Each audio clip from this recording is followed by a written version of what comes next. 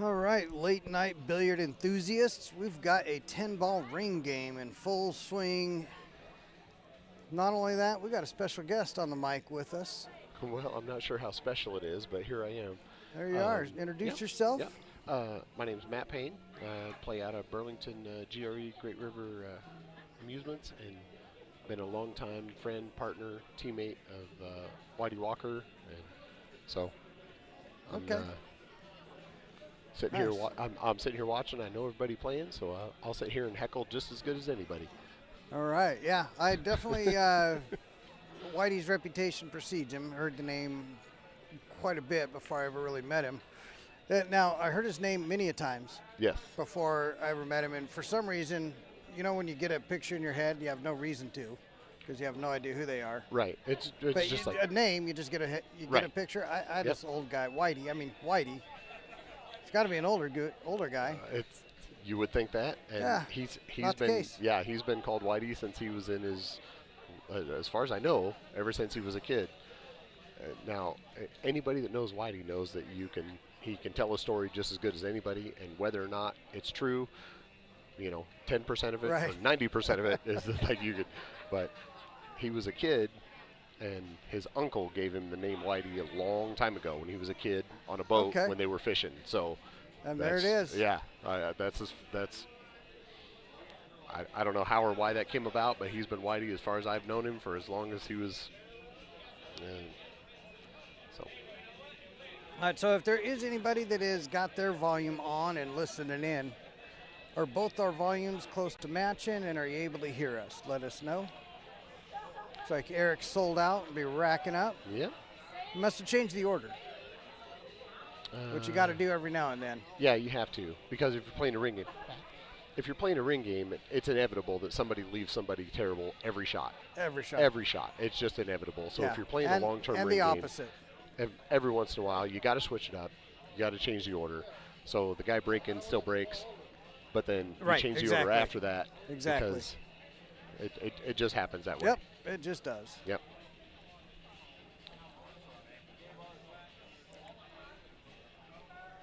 All right, and then you also got the guy that gets accused of selling out to the guy in front of him and splitting. Yeah. I've been accused of that. I was going to say, it avoids that also. It's not bad.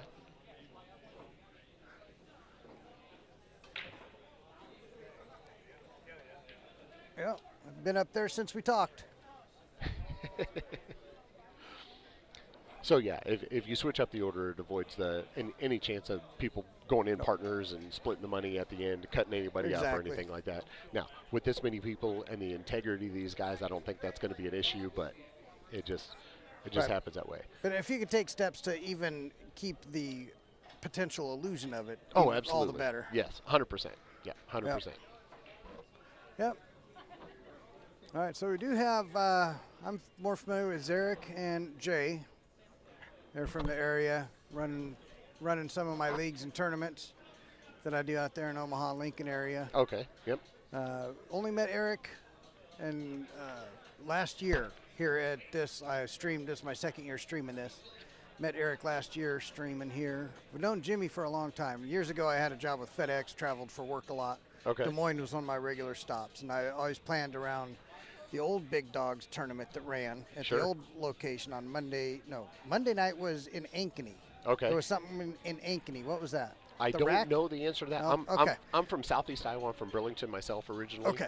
So, like, I know all the Des Moines guys, and I know the Big Dogs, how it is now. Right. But much different place now. So, yes. Yeah. But anyway, anytime I traveled, I planned my travel around what I knew of the local pool scene. So, okay. Yep.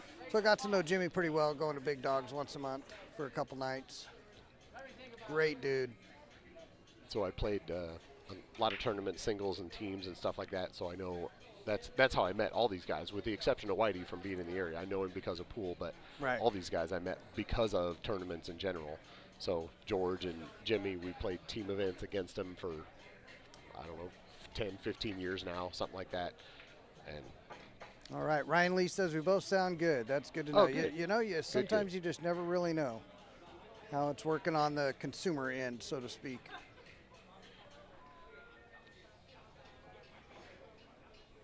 All right, so nothing says Ioma like late night action. I learned that quickly. Well, and if there was a microphone down on the table before I got on the microphone here, down hanging around on the table. Yeah. These guys, they are chirping and talking. Boy, there's a lot of business being thrown back and forth. Yeah. Eric's good at that. It's they all crazy are. fun. They all are. But, yeah, they all are. Yeah. You got the youngsters. They're still kind of learning. Jay's not afraid to yap as well. No. But, he's a little more on the reserved side.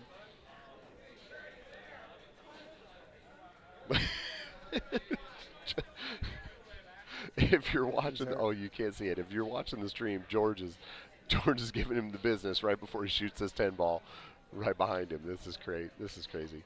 Got it. Drilled it. Good shot. Good shot. So it's not just the pressure of playing the ring game. It's also the pressure of everybody heckling you and talking and chirping in your ear right behind you when you're down on a shot. Right. So. I'm going to see if I can't do something with that other camera to make this more interesting. You got the range. Sure. Yep, absolutely.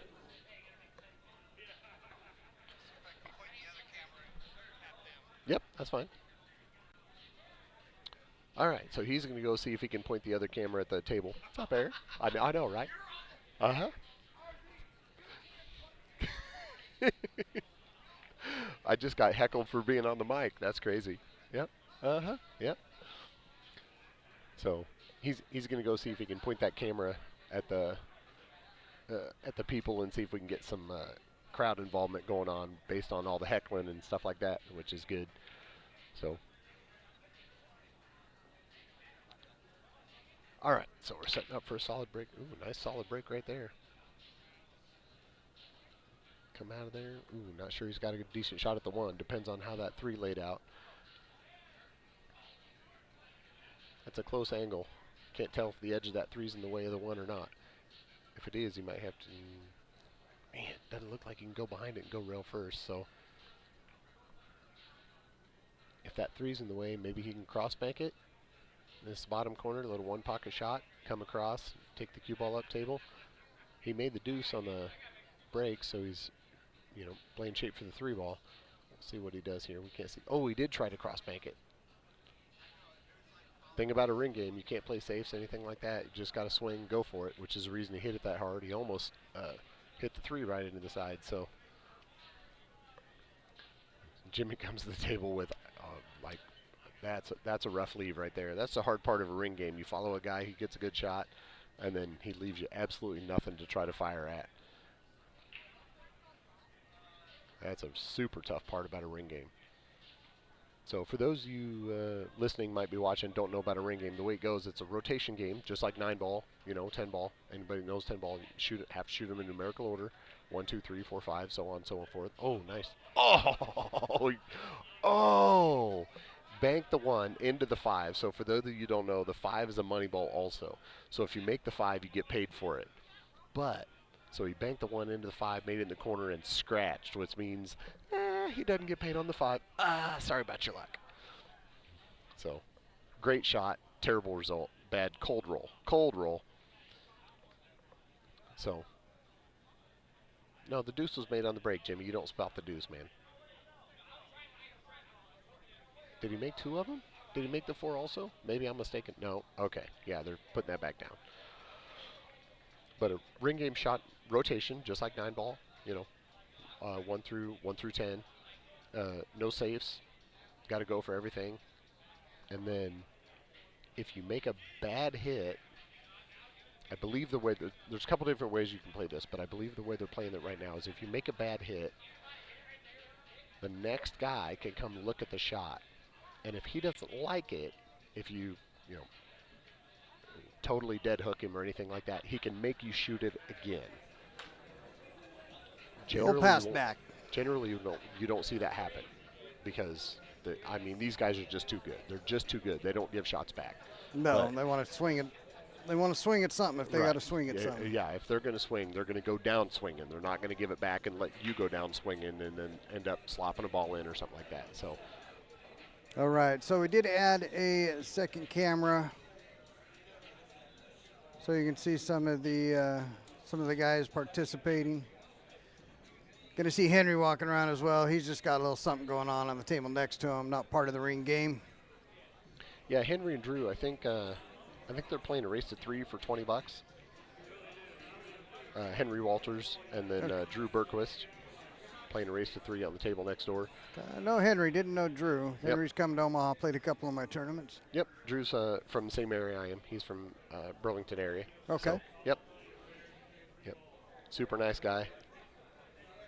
You'll see him in the background right there. He's got the weird camouflage-looking shirt on, but yep. Yeah, the Stuart Key special. I've got the blue version of that shirt. Yes, yep. The wood shafts matter. Yeah, oh, yes. I know. I asked Stu for one of those. I asked Stu for one of those shirts. I have yet to receive one. Uh-oh. I have a cue, and I had Ryan Daniels makes cues down in my area, and I had him make me a carbon fiber shaft to replace my wood shaft, and I played with it for a while, and shoots true, shoots good, all that business, everything, and I was shooting a particular tournament. I don't remember which one, and just for no particular reason, I was shooting terrible. And so I put my original wood shaft back on the cue, and I started shooting real good, and I haven't gone back yet. Right. So, I think it all comes down to particular preference and how you shoot and your stroke and how it feels to you and all that business and everything. But absolutely. I mean, sometimes, you know what, and you want proof of that? You go around and you grab a bar cue. Sometimes you just grab that bar cue and you shoot a game with it, and you're like, oh, this works. Yep. And it's a $13, $17 bar cue. What do you do? Oh, he dogged a 4-ball right up there in the corner. And hooked. I'm not sure if he's. It's hard to tell from back here. I can't tell. It is hard to tell, but yeah, he can't see it to make it. George looks pretty good about getting down on it. Yeah, he looks pretty comfortable. Yeah, he does. He's got it. Now, George is kind of an anomaly. A lot of things he looks comfortable with. The rest of us would be like, oh, we're in trouble. So, yeah, there's no question. Take that with a grain of salt. George is a real good shot, but. It looks like one rail, not two here. Yeah, I think so. Yep. Nice. Coming up, shoot it in the corner and drop back for the 7 in the side, and then the 8, 9, 10. I'd be surprised if George goofs this up. Like he's. Yeah. Yep. Good angle on the 7. Just about dead straight in. Yep. Poke it in. Stop it right there. Drift up for the 9, and then play the cue ball off top rail and come back for the 10.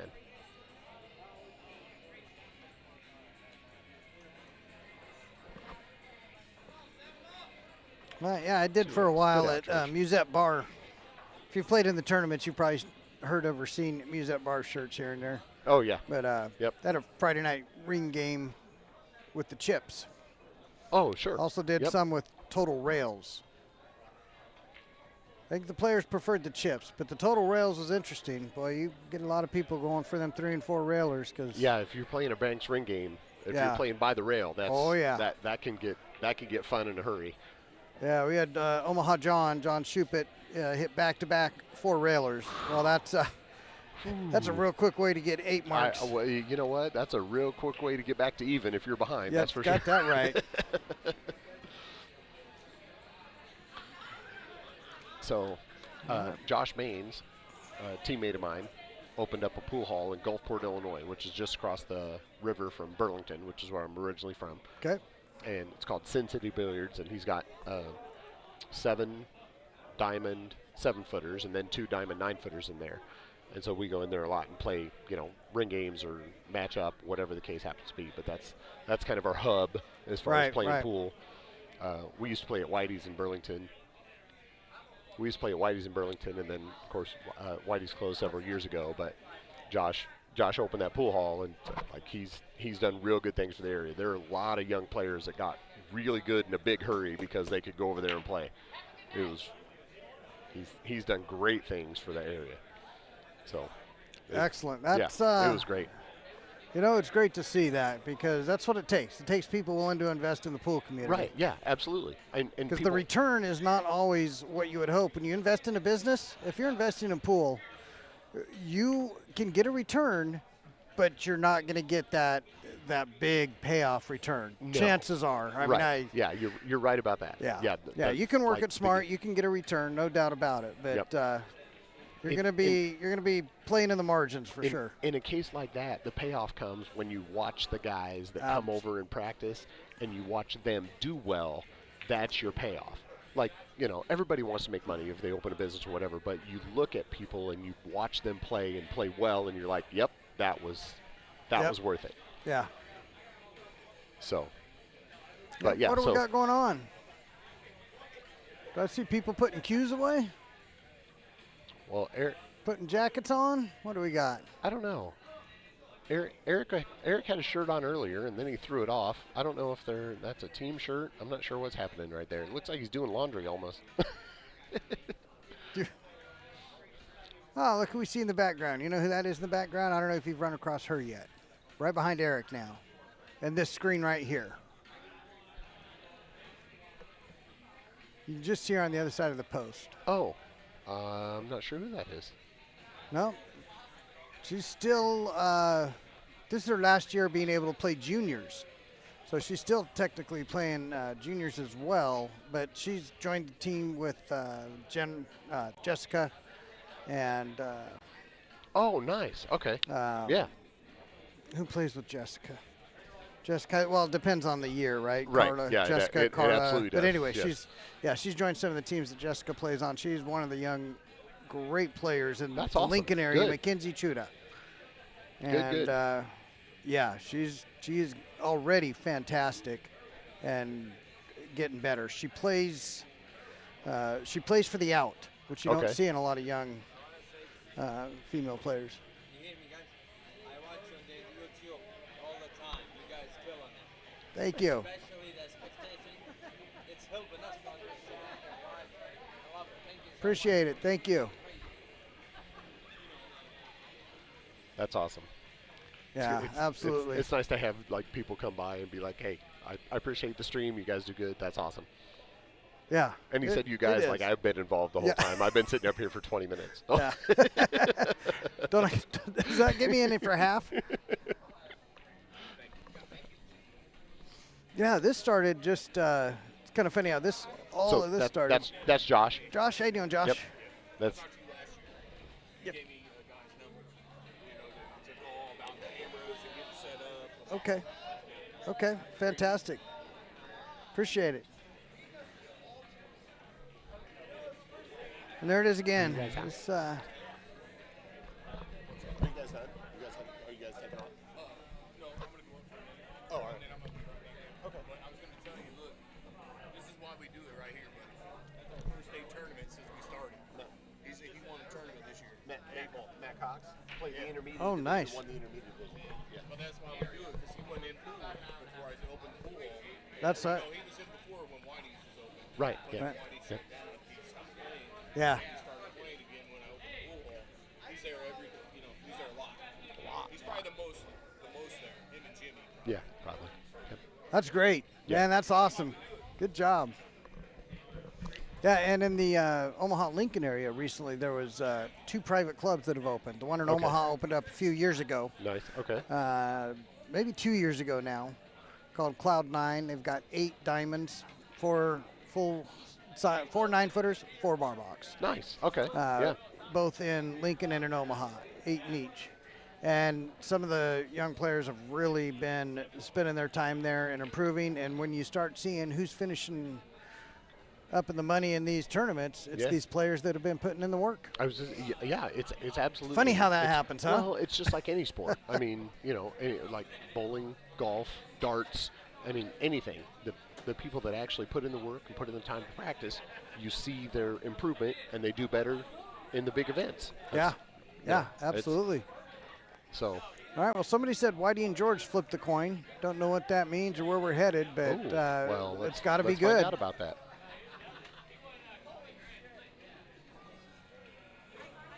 Yeah, it looks like Eric's putting a shirt on, so let's.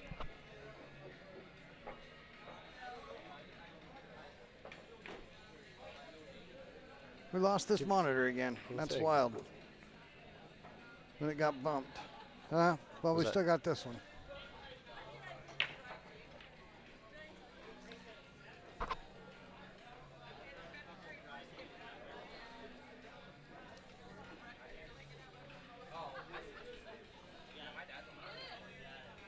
see if I can find out what's going on here.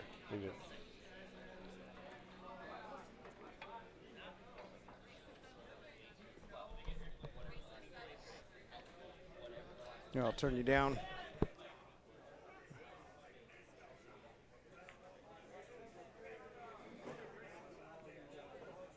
All right, well, trying to figure out who's doing what over here. Sounds like we got something happening.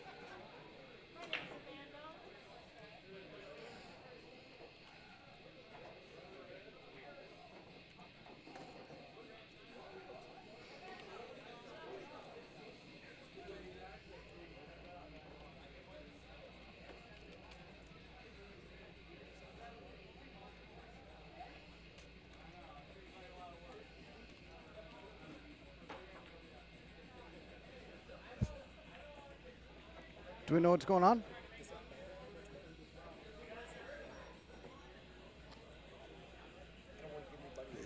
Right. Yeah, well, they're playing for cheese slices. They're playing for some cheese slices, I think. Okay.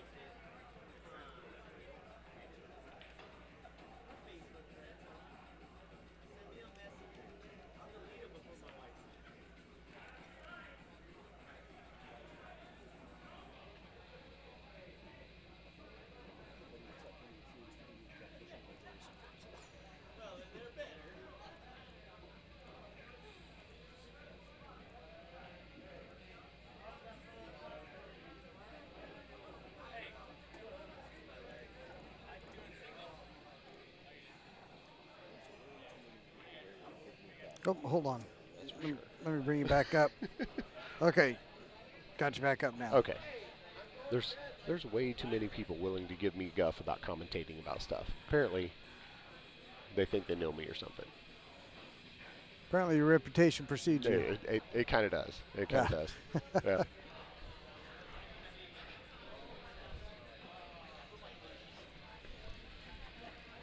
All right, I assume we've got 10 ball going with the standard 10 ball rules. I believe so. Got to call what you want. I was going to say. Unintentional makes can be passed back. Are you guys commentating us? Yeah. Oh, absolutely. Yeah.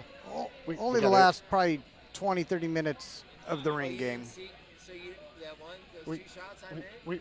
We got Eric Irwin here over at the commentating booth talking about if we were commentating on their match. Well, of course we were. Wants to make sure we saw his shots. Of course we were. Apparently he made a couple good shots.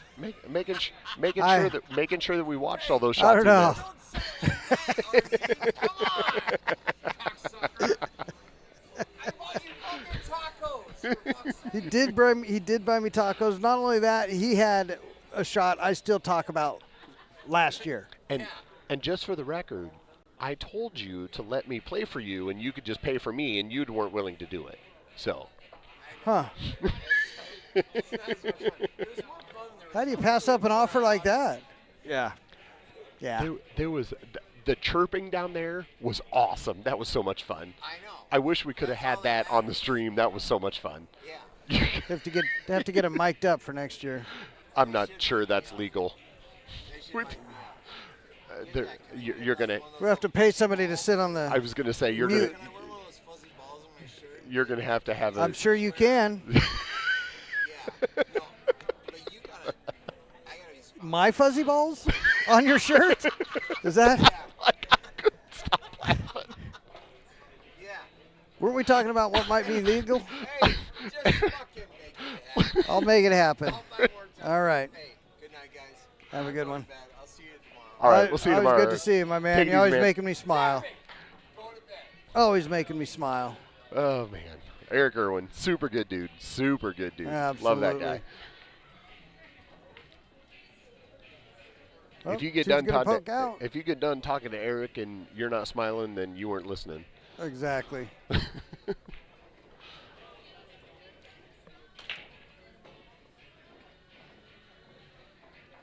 Okay. All right, so, got the 2 and then got traffic. So I would say we got distracted a little bit. We're not sure what's That's going all on right. here. Let's see. So yeah, it looks like you can see the left edge of the 2. I'm not sure you can see the right edge to cut it by the 9. Although he's looking at it. I think he can cut it by the 9. I was say he's looking like it.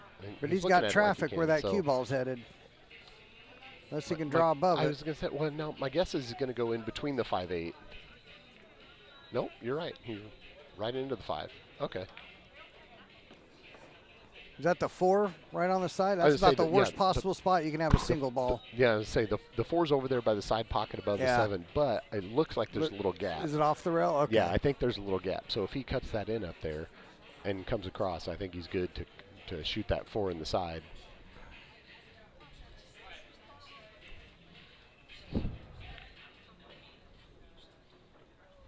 Nice shot there. Yep. Fired that in, no question about that part. Come right back about where he is. Come out. Maybe give himself a little more angle than where he's sitting now. I bet he leaves himself a little short so he can pull the cue ball. Yep, just like that. So he can pull the cue ball across a little bit. But he can't get straight in on the 6 because he still has to go back across for the 7. So he still has to leave himself an angle there. 5 on one side, 6 on the other, 7 on the other. And 7 on the other. So you got to do the back and forth both times. If this was basketball, you'd be called for traveling. He might pull it across to give himself the back angle on the rail. 6. You're right. Yep. Come just inside, like that. Yeah, come inside the line. Yep. Makes it natural. Now he can go straight over or forward. That was, I think he left himself more angle than he wanted to. Yeah, a little sharp to go forward. Maybe. Yeah, I don't think he wanted to be on the rail. No, you just saw him point his cue to the table. I think he was wanting to be about 2-3 inches off the rail.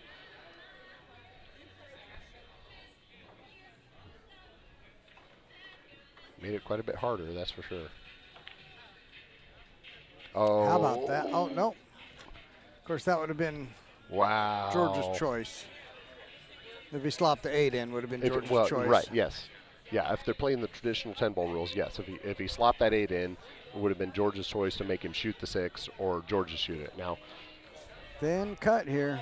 Thin cut with insides available. Well, and it's hard to tell if it goes underneath that 6 or not. But yes, if it goes underneath 6, you're right. That's a super thin cut. That's some it goes like deli slice. Oh yeah, yeah, it sure does. Yep.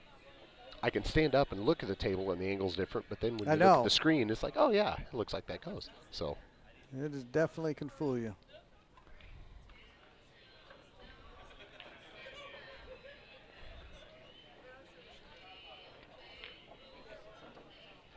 Nice shot.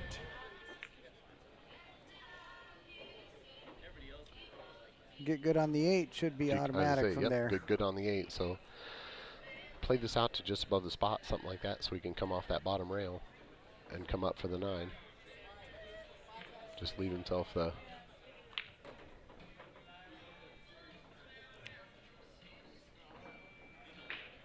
Near the rail again. Yep. Cut that in, come up off that bottom rail.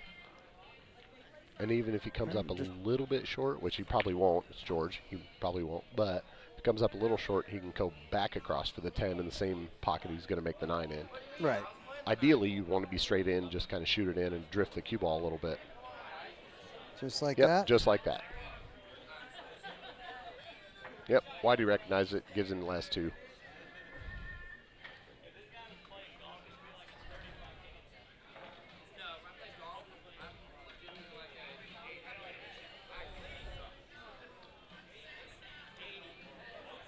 So I don't know. I wasn't keeping track. I don't know who came out good or bad or otherwise in the ring game. I know there was some fairly significant money changing hands, but I don't know where. Yeah, I don't think any one person ran away with it, but I'm sure a couple of them ended pretty good. I was going to say, I think a couple of them ended okay, and a couple of them ended not okay, but I'm with you. There was no one definitive, wow, that guy made money. Right. So. I know Jimmy's kids are going hungry. But, you know, it's a sacrifice, I guess, we're willing to make. And listen, Internet, you know, we're just playing here. Ain't nobody's kids going hungry because of a pool game. Not this pool game anyway. Yeah, yep. I mean, somewhere, sometime, somehow, probably, somewhere. Make sure Not here. Make sure we know we're all good. But. Oh, Bob. How you doing, Bob? Thank you.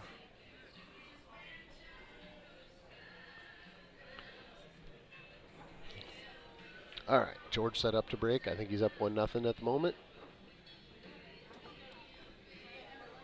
Playing 10 ball, it's significantly harder to break and run a rack in 10 ball than it is 9 ball. The balls just don't spread as well. You're not always guaranteed to make one. When I first started playing 10 ball, I was amazed how much difference one ball makes. It is crazy different. It is crazy different. It is crazy different, and I think it all stems from the break in general, like the balls don't spread the same. You can't. Yeah. You can't plan on shape all the time. I mean, this rack right here is one of the better 10 ball spreads I've seen. There's almost always a cluster. There's almost always a pair at least hanging out together. He's got as long, so the 2 ball is down there underneath the 5 below the bottom spot, and so he's got a skinny cut into that from the screen, the top right corner. Yeah, 3 hanging over the side. 3 hanging over the side, which is good for him, because if he can make the deuce, and if he comes over and runs into the 9-6, unless he gets a super cold roll, he should have a good shot on the 3. But there's something about it he doesn't like. It's got to be the speed though, because if you cut that super thin, the cue ball's moving. You can't hold the cue ball right there. So.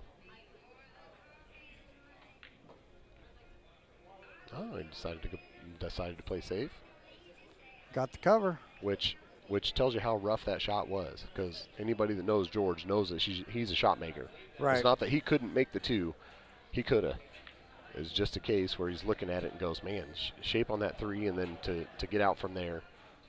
Yes. Yeah, to make the 2 and ensure the out was tough, and everything's open. Right. So if he does if Whitey to the table with a look at something, Whitey's likely out. If George plays it safe, it's very necessary. We'll just say it that way. Like, if George plays it safe, it's rough. All right, looks like Whitey may have kept him off anything aggressive, but he can't see a piece of it. Yep, he can see it. Whitey made a good kick and rolled the deuce up. So we'll see. It's hard to tell if that deuce goes by the 7, in between the 7-10. Tell you something that he's looking at took me a little while.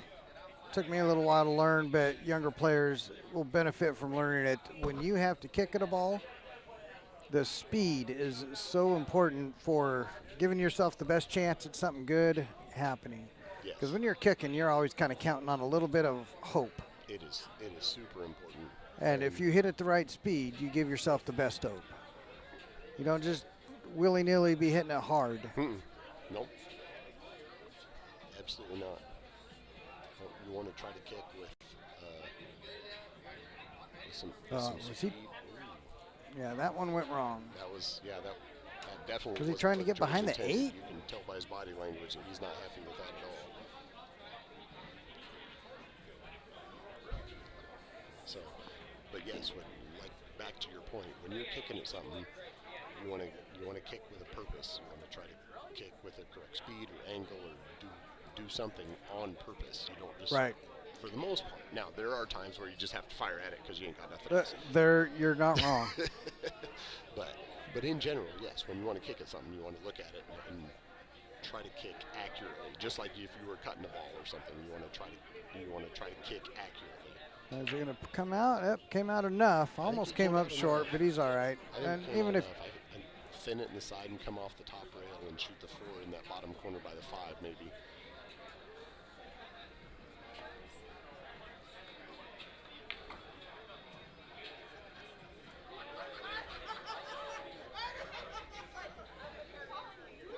He's down there. He's getting back up and looking at it, so something's a little wonky with him, but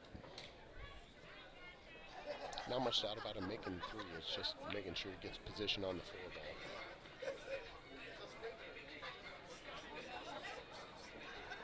Yep, exactly what we talked about.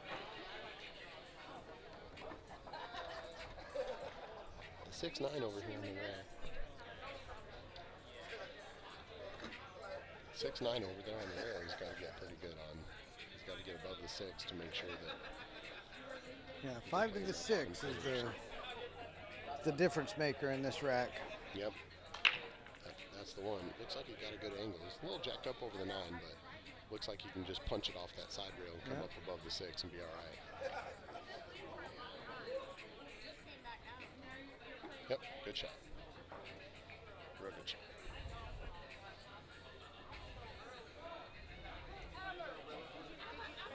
Having fun? How you doing, Todd? So minus some weird anomaly, he's going to be out here, I'm sure. Yeah, 7 to the 8 to the 9. All looks pretty good. His caliber or George's caliber, you don't figure him to goof. That being said, pool is a funny game. A funny game. It is a super funny game.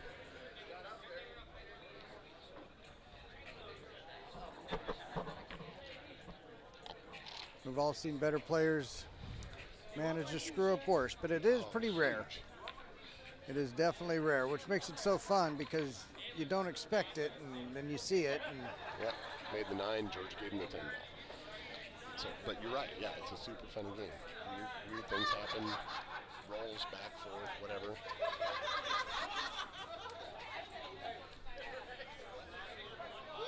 I don't even know. No, that's. Wait. I thought you were headed to the bar, man. I'm not going to make you buy me a drink. It's okay. Hi, my name's Blake. Matt.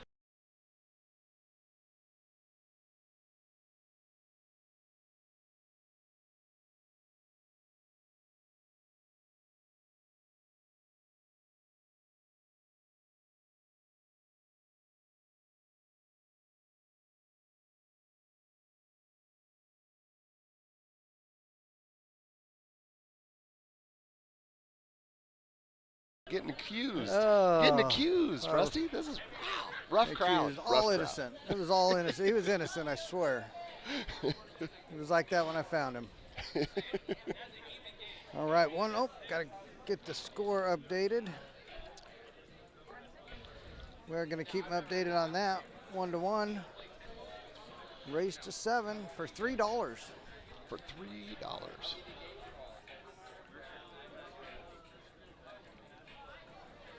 These guys have so much pride between them. They could play for $3 and take it as serious. They really could play for $3, and yep, and still play. They absolutely could. Tell you what, they're not going to play me for $3. I'd probably play him for $3. All right. I used to when I lived in Burlington and played Whitey teammate forever, so he'd come over to the house and we'd play in the basement. I had just a standard Valley bar table in the basement, and we played $25 sets for however long until both of us, one of us got too tired or whatever, and so I didn't very often come out on the good end of that. Not gonna lie. No, that's tough action right there. I was kind of paying for lessons, but that's how it works.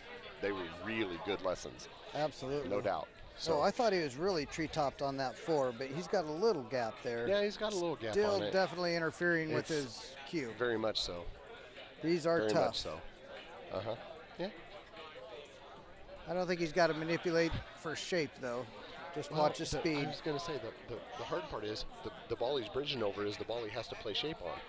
Is that? Oh, I thought that was the 3, not the 7. So no, so that's the 7 then. So the 4, yeah, the 7's over there by the 9. So he's playing for the 4. He's shooting the 2 down the rail. That's even tougher. And the ball he's bridging over is the 4. That's the one he's got to play shape on. Yep. I thought he was playing for the 7, which I was thinking that was the 3. Yeah, it's. But you're right. He's got to come all the way back over for the 4. So it's a little bit. Thank you, Clayton. My man, Clayton. Thank you, sir. You betcha. Appreciate it, brother. Yes. All right, good people. We're streaming the George and Whitey action match. Yep. They were. Yep. Clayton seemed like a really good guy until I saw his hat. And then. Oh, no. I mean. What is it? Clayton just came by. He's a Kansas City fan. I'm a Buffalo fan, so he's automatically an enemy. I just changed the match. Is that just because Kansas City's actually won Super Bowls? It's because we can beat them in the regular season, and somehow in the playoffs we just can't figure it out. But if it comes to the regular season, I don't have any it's a golden. We got to win if we play Kansas City. Has been a tough. But in the postseason, we can't get them. I don't know what it is. I know. Whitey's a season ticket holder for Kansas City, so we went down there and watched. Not last year, 2 years ago when they played in the playoffs. We went down there and watched the playoff game down in Kansas City. Oh, that'd be something. So I'm head to toe Buffalo gear, and I go to preseason. so I think he said he was on the list for like 15 years, 16 years, something like that before they got a hold of him. Wow. Yeah, it's wild. But yeah, Whitey Walker's been a Kansas City Chiefs fan for I don't know how many years. So he's not a bandwagoner. Well, no.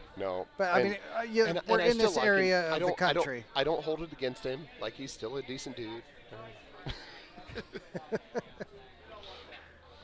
Yeah, I moved here from Oregon in '96. Okay. Moved not here, but to Omaha in '96, and at that time, obviously the Huskers were flying high. Sure. Yeah. They were absolute brutal powerhouse at that time, and I think it's me. Ever since I moved here, they've just struggled. So I'm glad I could do what I could do. Well, I've been a Buffalo fan ever since I was a kid. I fell in love with defense, so I was a Bruce Smith fan. Oh, yeah. Way back Bruce in Smith was great way back. So, yeah, it's him and Bennett. That game wrecker kind of mentality is like, that dude is awesome. I went through 20 years of Tom Brady kicking our behind and everything else, and yeah, you can't argue with greatness. So I don't have any hard feelings against that. But now, for the past several years, like, all right, cool, I got a team to root for again. Yeah. Yeah, Josh Allen's really turned it up. So I don't follow a lot of pro, but I follow the Ducks. So I just kind of like seeing the former Ducks do well. So I was really happy to see Bo Nix and the Broncos, which had a really good year. Yeah, they did have a good year. And they were supposed to go farther than they did, and then Bo Nix ended up breaking his ankle at the end of that Buffalo game. That was brutal. Otherwise, I feel like they would have beat New England and ended up in the Super Bowl, but rough. What's up, man?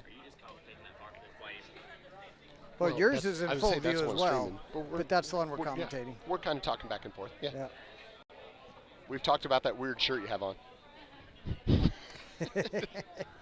Drew just came up and asked us if we were commentating on just one match. He's on the far table there.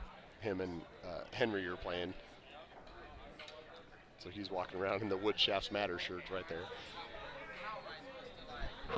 I always wondered if I lived long enough if I'd be that last guy in the pool hall, like that last guy on the tennis court with the wooden racket. Right, yeah. Everybody else has got the carbon, but I still got my wooden. But I don't think so. I think Wood Shafts will stay around. I think they'll stick around, yeah.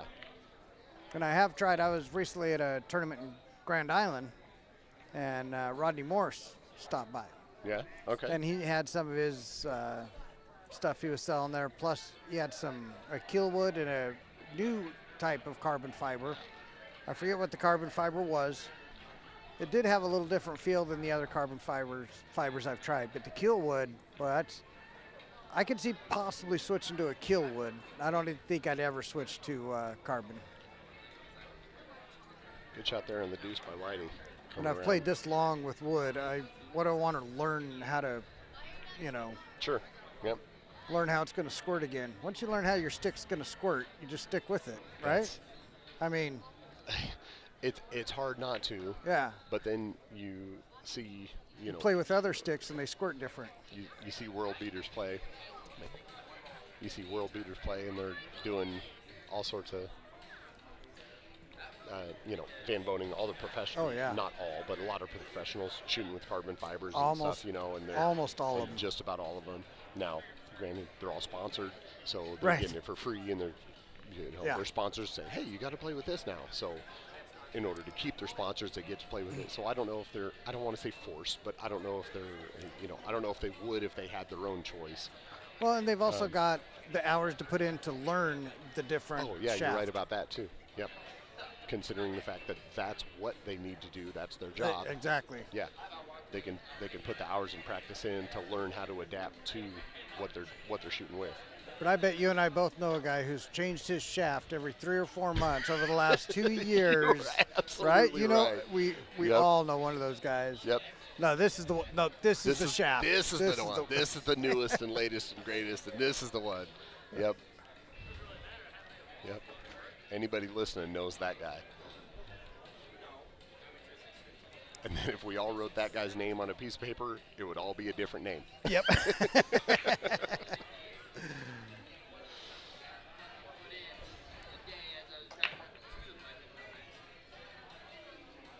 He left himself in kind of a tough spot here. He can make the 5, but I think he's debating on how to get good on the 6 and get out right here.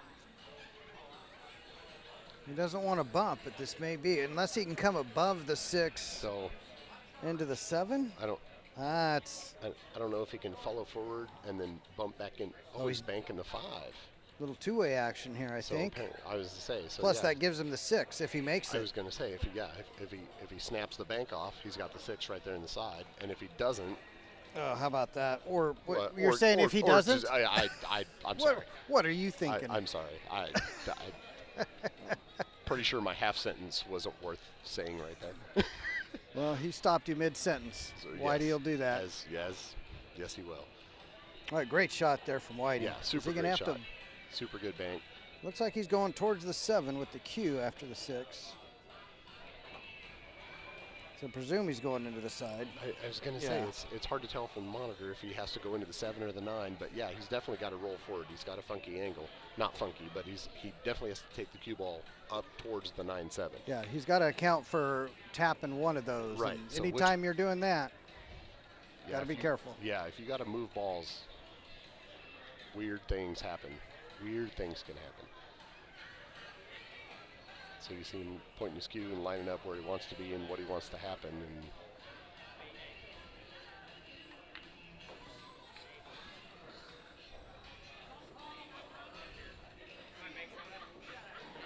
the thing about watching quality players like Whitey and George is you can figure out that they're going to look at just about every option they have, and whatever they choose is probably going to be the right option. Right. Like neither one of them get in too big a hurry. They don't. It's rare if they actually overlook something, anything like that.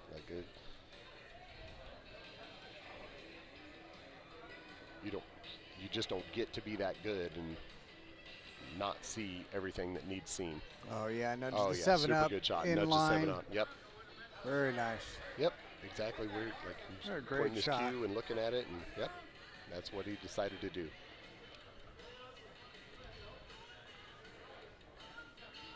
Hank, him and George are exchanging recipes. Oh, yeah. Well, one of them makes a great peach cobbler. Ooh, I like peach cobbler.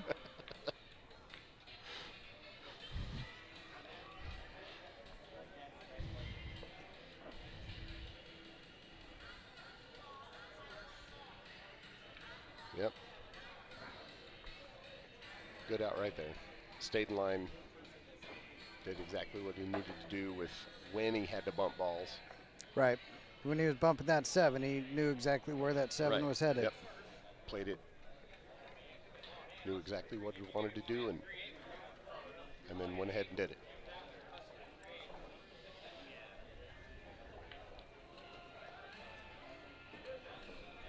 So I think that's 2-1, Whitey. Oh, yep. Thank you. Good call. I think. It's at least 2-1. I don't think we missed a game. I don't think so either.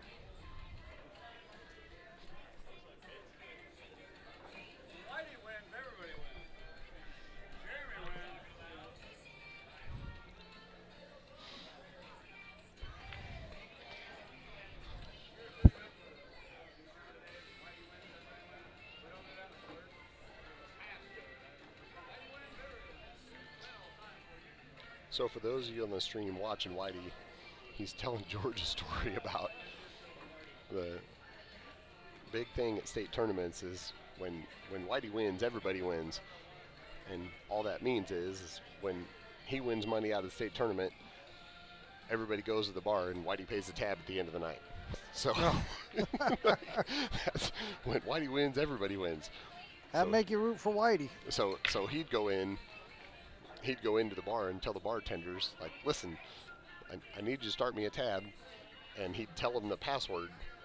So anybody that was in his group, he would give the password to. So if you went up to the bar, you just told him the password, and then at the end of the night, Whitey'd go up and be like, what's my tab? So oh my goodness. When Whitey wins, everybody wins. And it was so that was the story he was telling right there. Look at that. You know who that is standing right in front of us? That is Jeremy Schroeder. Oh, yeah. Masters 8-ball champion at the 2026 Ioma. Yep. Shot good. Shot very good. Real good. Got pushed to a second set in the finals, which can rattle you. Who played him in the finals? I knew he won the hot seat. Jamie Tips. Yes. Oh, okay. So that's who he played. That's who he played for the hot seat. So then Jamie came back and played him in the finals also. Okay. Yep. Jamie Tips, super good player, Muscatine area. Yeah. Yeah. Yep. It was a great finals. Yeah. Jamie shoots good. Yeah. Shoots real good. So I knew that they played for the hot seat. I didn't hear what happened after that. So. Yep. That's awesome. Jamie Tips played Pedro in the third place match. Okay. Oh, so Pedro beat who did he beat? Jake Vanderwall, because Jake beat Randy Hansen. Jake beat Randy. Yep. Yeah. Yep. Boy, Randy, I thought. Well, once you get to that point in a race to 5 with these players. Yeah. Anybody can win. The easiest mistake can kill you. I played my master set. I played a guy, and he broke and ran every rack that he had, and I broke and ran 0 of the ones that I had. And that makes it tough to win. That makes it real tough to win, yeah. So, Jeremy Block, he played. Okay, He played super good. Played super good. Like I said, broke super good. Played super good against me, and I ended up losing that match, which I'm not. I can't even be unhappy about. He just shot really good. So. Yeah, and sometimes that happens. Right. Yeah. Yep. I mean, I've worked with the juniors in Lincoln, and sometimes I try to tell them, convince them. You look at even your Shane Van Bonings. You know how many games of pool Shane Van Bonings probably lost? Man.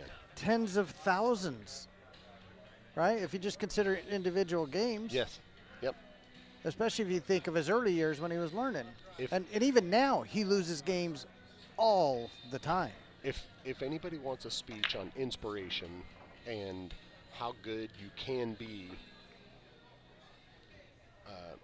I don't know how many people watch tennis, but Roger Federer is one of the greatest tennis players ever. Yeah, absolutely. And if you watch a speech by him, I believe, I don't know the details, but it appears to be a speech by him back at his alma mater so he was doing a speech to the college graduates of that year. Right.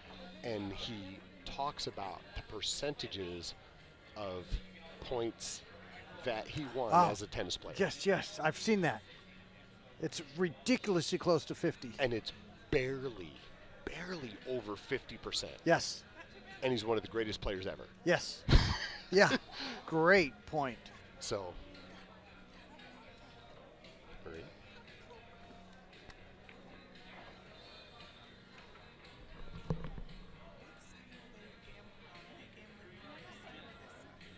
Over here.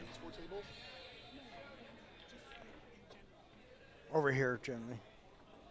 My man. What's up? Good. Two of the greatest people you'll ever meet right there. Matt Stoner and Dan Schmieder. Matt the Kind Killer. That's my nickname for him. He is too. He is. He's like the nicest guy you ever meet, and then he just rips your heart out on the table. And then just smiles at you. And you're just like, thank you. Thank you for kicking my ass, Matt. I appreciate you whipping me. Yeah, that was a good time. Yeah, his game in the last couple of years has really Ooh. come up. I do a lot of bracket matches in Omaha, Lincoln area, and the last couple have come down to him and Dustin.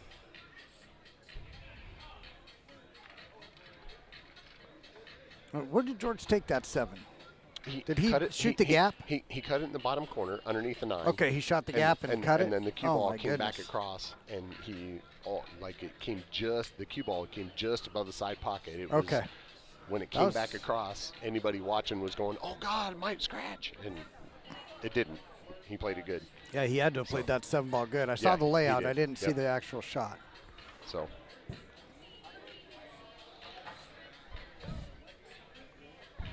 Okay, so I think that should make it 2-2. 2-2. Yep.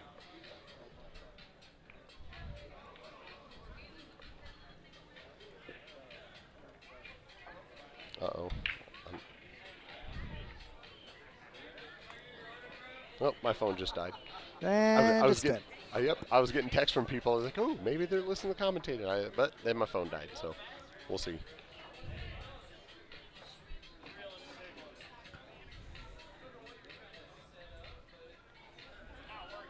I'm guessing they might have been. One of them was from a teammate. He's coming up tomorrow.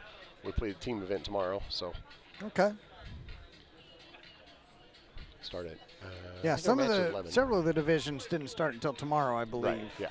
Yeah. The open division started tonight. Yeah. Got to get as many of those matches under your belt as you can. Yeah. So do you ever participate in the Midwest? I don't know if you. From this side of Iowa, possibly not.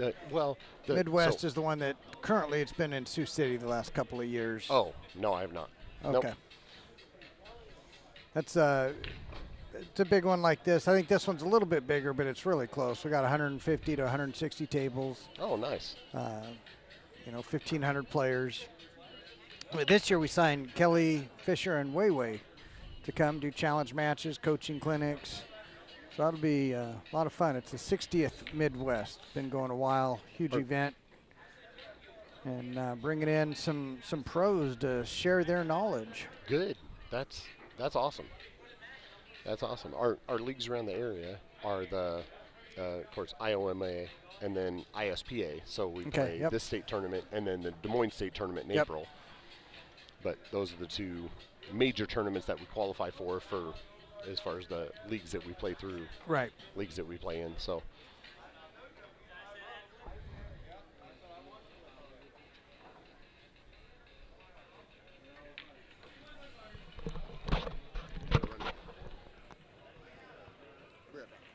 All right, running solo for a brief moment. Why are you trying to get a leg up?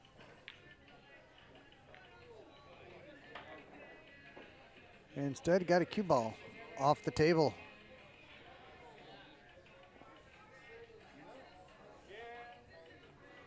George, ball in hand. Work to do. Got the 1 and the 2 next to each other, that is. And I don't think you can take the 2 down table.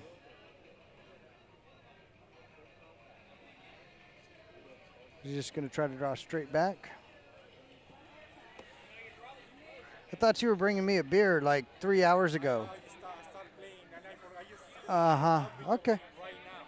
Okay.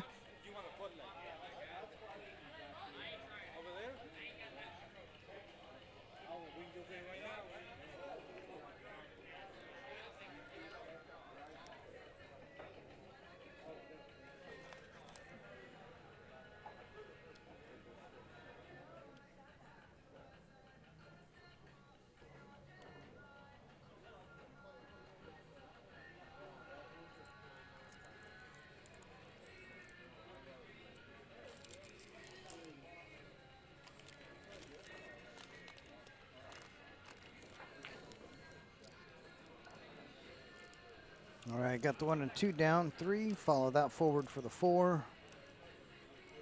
Make sure you get on the correct side of the 4 here.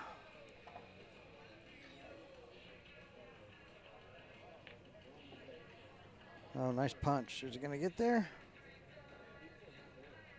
Well, he would have preferred to go a little further, but that will work.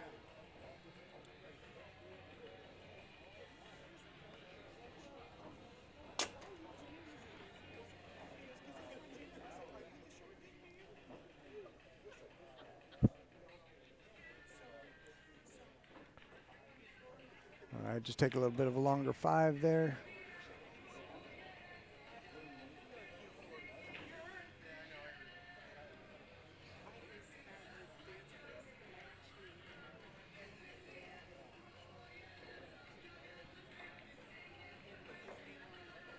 All right, 5 back for the 7.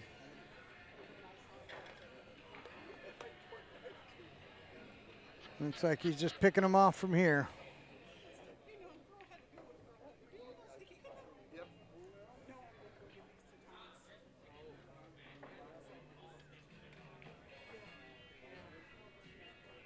Based on the angle he had on the 7, had to get a little more of an angle on the 8, but not going to be a problem. Come off of the second rail. Do you have an extra plug in? I have a phone charger. Do you have a plug in? One moment.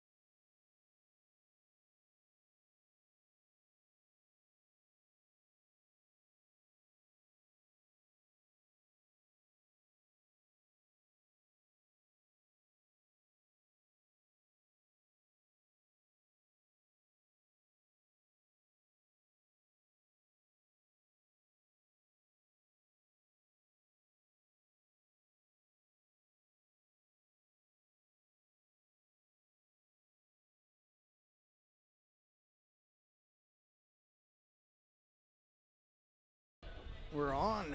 Okay. We're back on. Had to get a couple of things taken care of. Yep. Had to give some love to our favorite massage Our therapist that we massage see at all therapist, these Marie. tournaments, Yeah, Marie. She's wonderful. She is. She is fantastic. Yeah, she'll find those knots and she'll take care of them. And she's a sweetheart. George, tough cut. Look at this 10. I was gonna say it's a Look tough at cut. this He's 10. almost looking like he's trying to bank it. Boy, you gotta if you're cutting it, that cue ball's gonna go.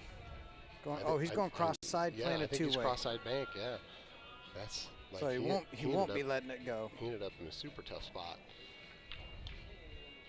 Oh, he did though. He let the stroke go. I would say he went all out. Well, it's one of those scenarios where, considering who you're playing against, you can't really play it two ways because. That's true. You know, and Whitey in that spot would have done the same thing. He just would have went all out to make the shot, regardless of what it was. So.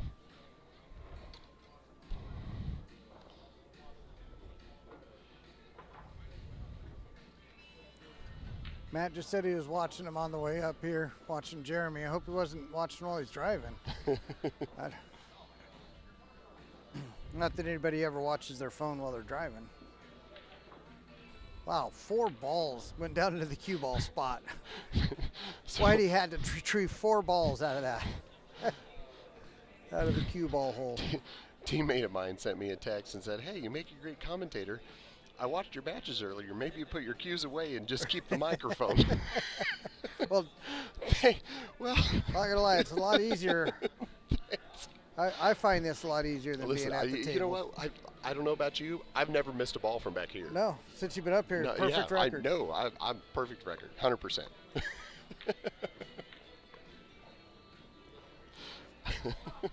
Yeah. Boy, with friends like that, what do you want?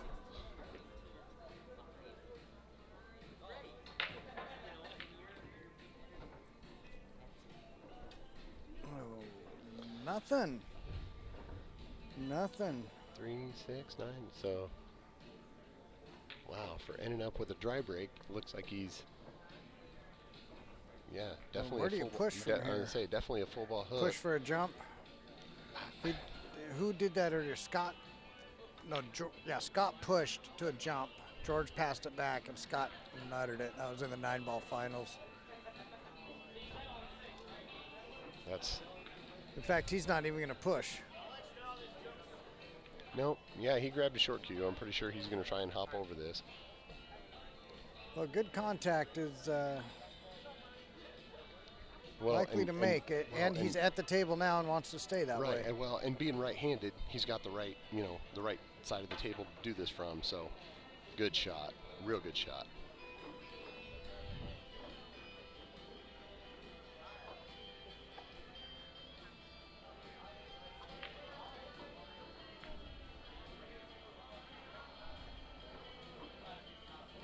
But I think that 2 goes in the side.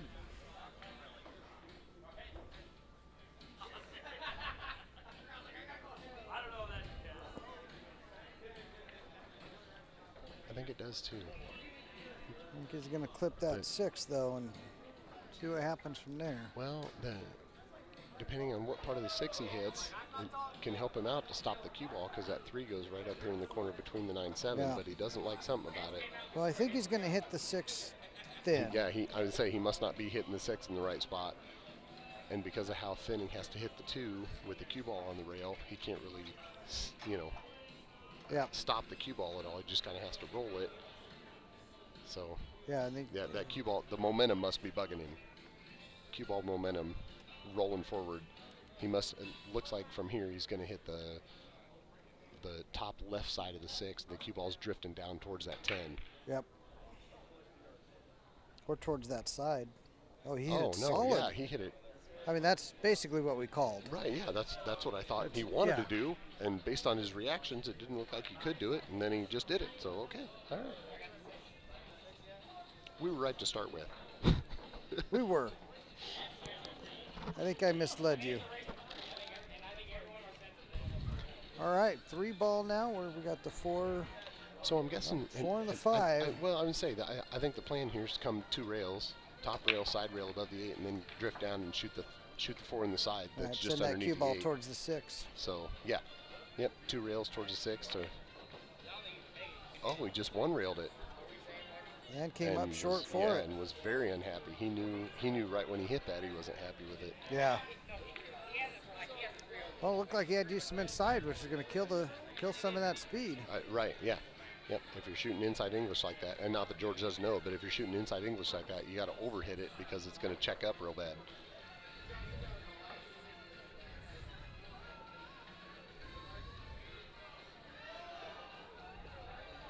All right, the bank gives him the rest of the rack, though, I was going to so say just the hit good it. part is he doesn't. Yeah, all he has to do is make the bank, which George is a great And he banker. did. He plays a lot of one pocket, so he's a real good bank artist, and without having to play shape, you just make the bank shot, which he did. Yep. Yep. Yes, he did, and just about dead center pocket. So he's got a little back angle on the 5. I guess my guess is maybe bottom rail and come up and shoot the 6 in the same pocket he's looking at the 5 for. Unless he's now he's looking at maybe trying to draw it back. Draw above, hit the rail between the 6 and the side. So he's going forward. I was going to, right, yeah. Yeah, that's what I'm thinking. He quite he 2 rails, doesn't center look like table. he's quite decided about what he's doing yet. What's up, Bamba?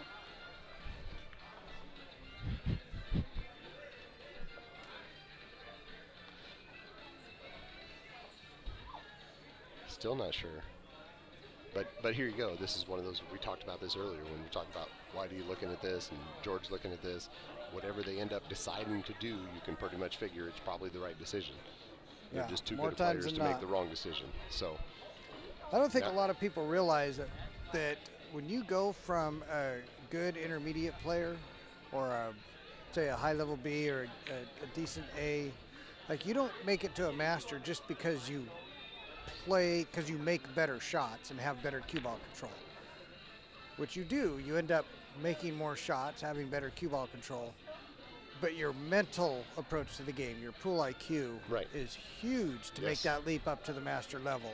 Yeah. Taking the right ball, playing it the right way. Playing the right pattern.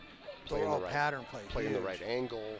Making sure that you're not trying to force the cue ball around. You just can kind of let it do what it wants, I guess. If every game you're shooting shots that average 15% easier than the other guy, so that adds up. Yeah. Even if it's 4% easier than the other guy, that adds up. That adds up. But yeah, the pool IQ, knowing what shot to take and how to take it, is a huge part of taking your game from that intermediate to that master level. And that comes with, I assume anyway, practice.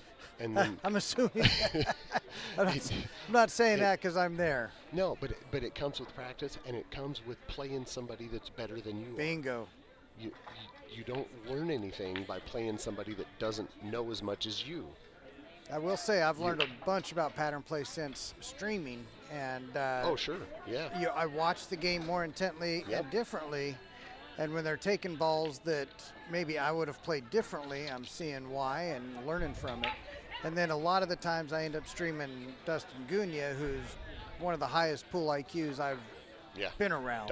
Dustin shoots real good. I love Dustin. He's a super good guy and a super good shot. Fantastic, I like Dustin a lot. And his pattern play and his pool IQ, like I said, is one of the highest around. Oh, absolutely. Yep, absolutely. Boy, I learned so much streaming his matches. Sorry, I'm trying to scare her. Oh, my bad. What the fuck are you Listen, ladies, you're going to have to keep this under control. Okay, wait. Security. I'm just kidding. I think you're gonna shut the. I have the hiccups. Oh, the hiccups. I think Matt is straight that out and let Sarah just walk. You're supposed to scare her, not antagonize her. That wasn't scary? I was going to say, I don't know, what about that wasn't scary? I don't know. All of a sudden, out of nowhere, I've been tasked with getting rid of somebody's hiccups, and I'm not sure how that works. Well, if we're going to scare her, she can't know we're coming. Right, I know, right? I think.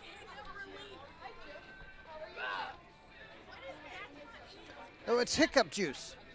It's anti-hiccup juice. Yeah. There you go. Yep.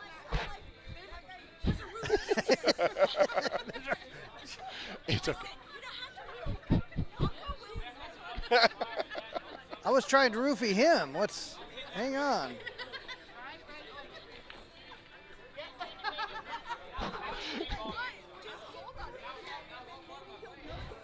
How did he get up there?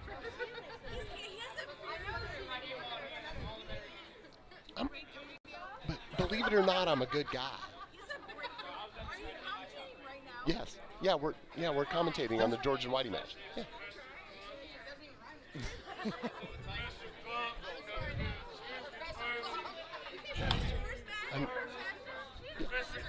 I'm getting heckled by the crowd walking by here. Here we go. Yeah. Crown and Coke. You want me to die? No. You want me to die? I just offered it as hiccup cure. He's been, just for evidence, that's what he's been drinking, and he does not have the hiccups. No. I don't know. That's science right there. I've tried everything else, and I feel like it worked. Like, just the concept. And now I don't have that. See? There you go. There you go. I got. It's terrible. Welcome. Oh. You know what? We better get a score check. I don't know what's going on. Jamie Tibbs. Somebody's got to get us a score check. We've been pretty distracted. I thought that was you commentating. It was. We were watching like, is that Matt? Yep, it sure is. Just had to congratulate Jamie Tibbs on how he shot in the 8-ball tournament. Shot super good. Ended up getting second. See, we got coins on the table. Somebody's at 4, so we are missing something. You see that? There's a coin at 4. And there's a coin at 3. Oh. The camera one shows 4, but from here I can see the 3. So we missed something. All right. Well, we have been a little distracted. We've been. Yeah. Yeah. Pool? Right. What pool? All right, who's out there can get us a score check? Bamba? Somebody, Dan? Yeah. Well, we'll see. I was going to say, we'll see who moves the coin. We'll see what happens right here when. It's either going to be 5-3 or 4-4. What are we commenting? What is this? George and Whitey are playing right here, so that's what we're commentating on. Well, They're gambling. For what? Yeah. A little bit louder. Race to 7 Yeah. for 3.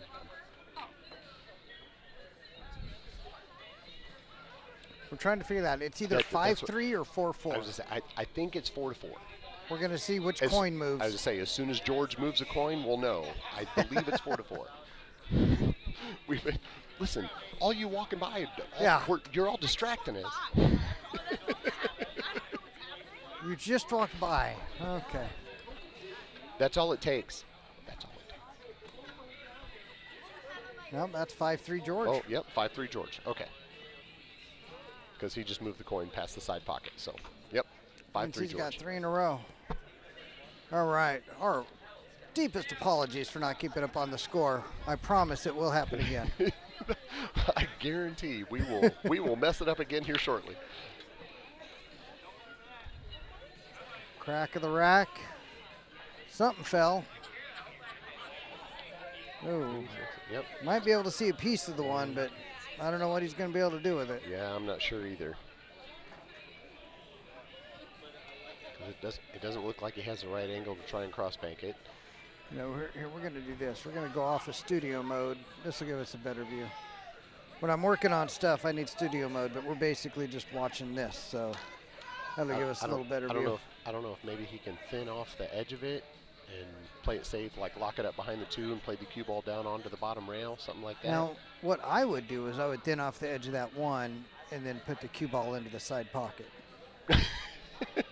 But that's just me. But that's not the goal here. That's definitely not the goal.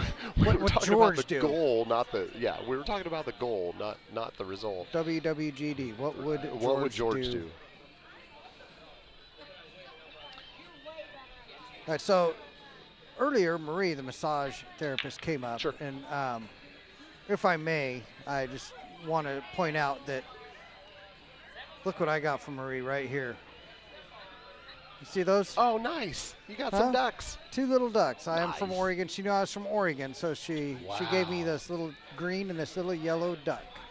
So this is how rough that leave was. Ooh, he pushed. Because if anybody knows Man. who you're playing against, either Whitey or George, it is brutal to try to push out against either one of them. And Right. George was forced to push out. So that's how nasty of a leave that was after the break.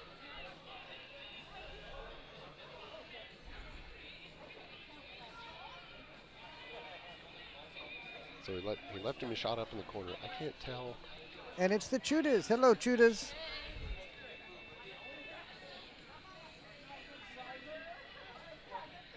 So that's the 2. So the 1 and the 2 are right there on that side rail. So he's firing at the 1 ball, and the 2 is right there next to it. Is he firing the 1 ball away? Almost looks like. So. No, he's trying to make it. What am I thinking? Good shot. So he bumped it out. So he and could I make think it it the bottom bumped. corner. Yep. Yeah. Yep, it goes in the bottom corner now. It didn't go down table before. No, nope. So that's the 3-8 right there. So he's going to shoot the deuce, and then the 3 is right. 4 to the 5. Let's see. I was going to say the 4, 5, 6 is tricky right there that because is tricky. They're all kind of in a line, and you got to check up to go from the 4 to the 5. I think it's hard to get on the 4 for to shoot the 5 in the opposite corner that is facing that's a tricky sequence of balls right there based on their orientation. We're all about to be learning something right here. How's Whitey going to approach it? Assuming it's Whitey, which is a safe assumption, but not guaranteed. There are no guarantees in pool. Looks like he's following this 2 down, bumping into the 7, something like that. Yep, there he is. Oh, the 2-8. So, he hit the 2-8. 3.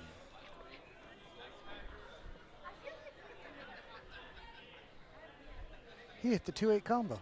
So that's didn't see that.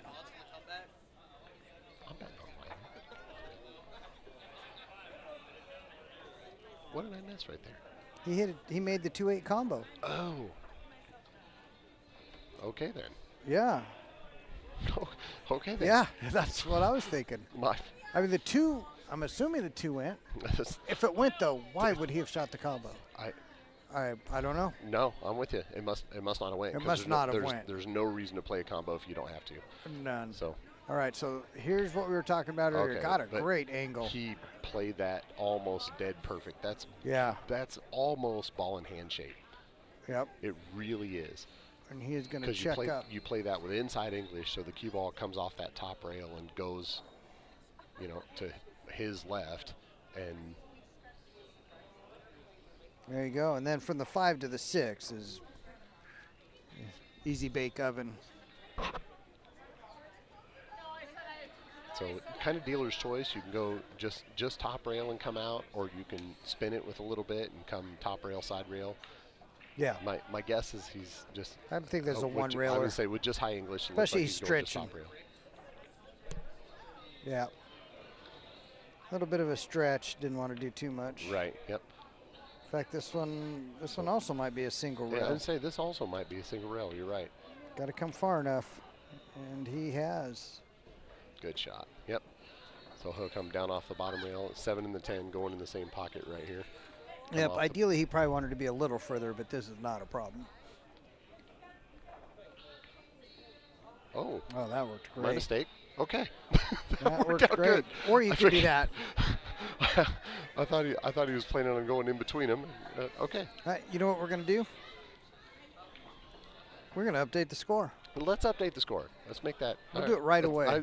Let's keep track of that. All right. Looks like they're taking a quick break. Looks like they're taking a quick break here.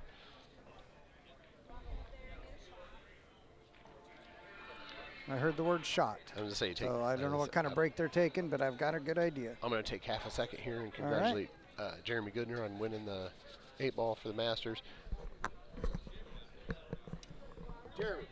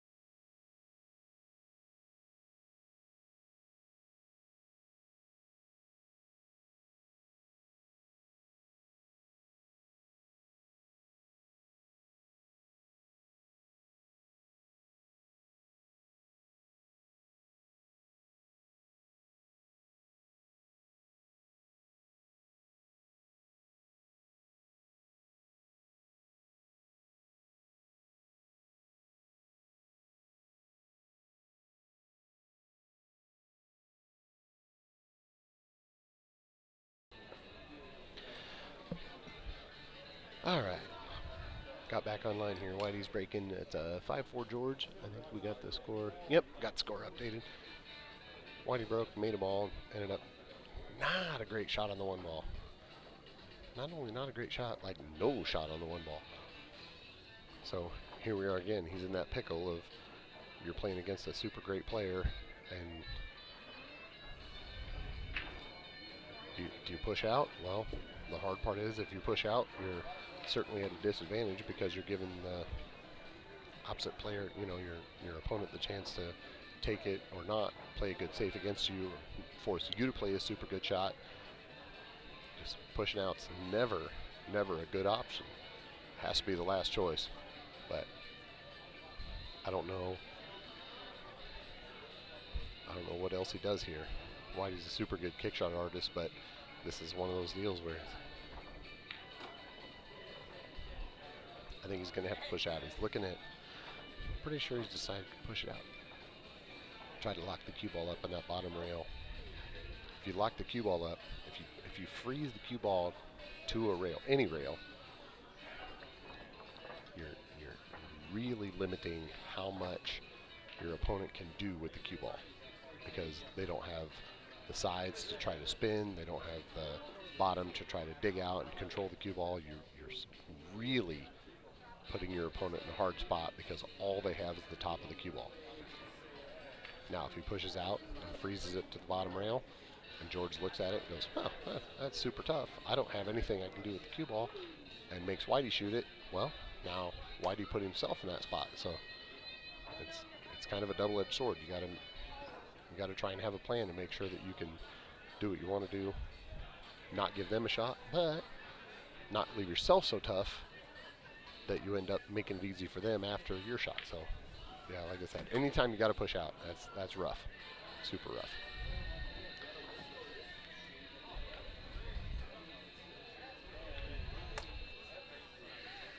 So yeah, it looks like he's one or two things: pushing to the bottom rail in between the couple diamonds, or pushing to the bottom rail underneath the 10 near that. Oh, here we go. Near that bottom pocket. He's pushing out. All right, so he's going to leave George down there. Now here's the thing about a push out, if you guys don't know. So after the break, 9-ball, 10-ball, any rotation, you can push out. It's a foul-free shot. Like there's no foul involved. Call push. So why do you just push out? You don't have to hit the ball as long as you don't scratch. It's not a foul. Your opponent comes up, and he gets the opportunity to look at it, and he has the choice. He can either shoot it, or he can force you to shoot it. So in this case, George went and looked at it, and it didn't take him very dang long. He looked at it, and he's like, nope, I ain't shooting that thing. Is that the one ball behind the 4? Yes. Oh, my. So Whitey broke and left himself dead hooked behind the 4-1, in between the 3-5 kind of. Okay. Left himself dead hooked. So he pushed out down to that bottom rail. Okay. Like it took several minutes. He was doing some deliberation as to where he wanted to push out, and he pushed out down there. So says he had something in mind. Well, and that's pretty good. I think he's got him covered. If he didn't let George see the one, then I just a second ago when Whitey was talking about the kick out or the push out, I said he's a kick shot artist, and if you've never watched Whitey play, or if you have watched Whitey play, like he really is a kick shot artist. The man is really good at it. That's a man that didn't grow up with a jump cue then. That's one thing. I do say I work with the juniors some. I hate seeing the juniors pull out a jump cue. Learn to kick. Yeah. I know we all see players pull out jump cues and we're just thinking, do you not know how to kick? Because obviously the jump cue is great for when you need it. It's absolutely. It's a tool that you should know. You should have. You should know how to use it when it's necessary. But there's so many times I see the jump taken when the kick is probably the safer. Yes, that's a good way to put safer. it. It's a smarter choice. That's a good way to put it. Is because the jump cues are so prevalent, you don't see a lot of players looking at a shot and deciding as to whether or not it's better to kick or jump. Is he trying to tighten this up? They just automatically jump. You could see it. They just automatically throw the jump shot. Yeah. Come on, Yep. you got to look at that kick shot, and even if you can't kick it to make it, if you can kick it to control the cue ball and get safe, you're better controlled than the jump shot. So it's not, like I said, it's now at the highest levels they can control the cue ball off the jump shot fairly well, but even then it's still there's some level of uncertainty. But for the most part they've got that down. But for your average league players, controlling the cue ball off a jump shot, right, it's not happening. Yeah, you watch people like Josh Filler or Feder Gorst, or whatever. I mean, their jumping ability is uncanny how good they are. But there again, if that's your job, that's what you do, then you're good at it, which they should be. So, but you're right. For your average league player, the control of that cue ball is imperative. So, great shot from George. So George made a good hit on the one originally and ended up. We know he called the 8. Yeah, he had to call the 8 or Whitey would have taken the shot. Otherwise, it wouldn't have counted. Right. And then, so he's. I'm commentating. I'm talking. He's on a trial run. Yeah, Moscone Cups. Emily Fraser's looking for somebody new. You know me. I can talk. Ain't nobody playing no fucking matches. Why are you still commentating? We're watching Whitey and George. They're playing a match. But they're fucking just gambling on the side. But it's right. What do you think the bread and butter of the pool world? That's the bread and butter of the pool world right there. When you get a couple of giants that want to fight, you talk about it. Right? Yeah. Got that right. It's a great way to put it. Speaking of giants, who do you think has the highest top end speed worldwide? Because I'm going to say Filler. He's not my favorite player by any stretch. But when you look at the top gears that are out there, I mean, when he gets in the zone, I mean, you're splitting hairs here, to be honest. But boy, I think his top gear is probably the best. I'm interested. Anybody else listening? That is so Who's tough got the best top gear? Because you're splitting hairs when you're talking about just top gear and firing balls. Yep. I don't know as anybody was ever better than Earl, was it? I mean, really? When you're talking about just pure ball making, running out from everywhere? Well, if you're looking at all time, yeah. I mean Earl had a gear that most haven't seen. Like, that dude is just uncanny. Like, borderline unbelievable almost when you just... And maybe he just... Because Earl shot so fast... he wasn't, I don't want to say he wasn't deliberate because he was. He knew what he wanted to do. When he needed to be, for sure. And he did it.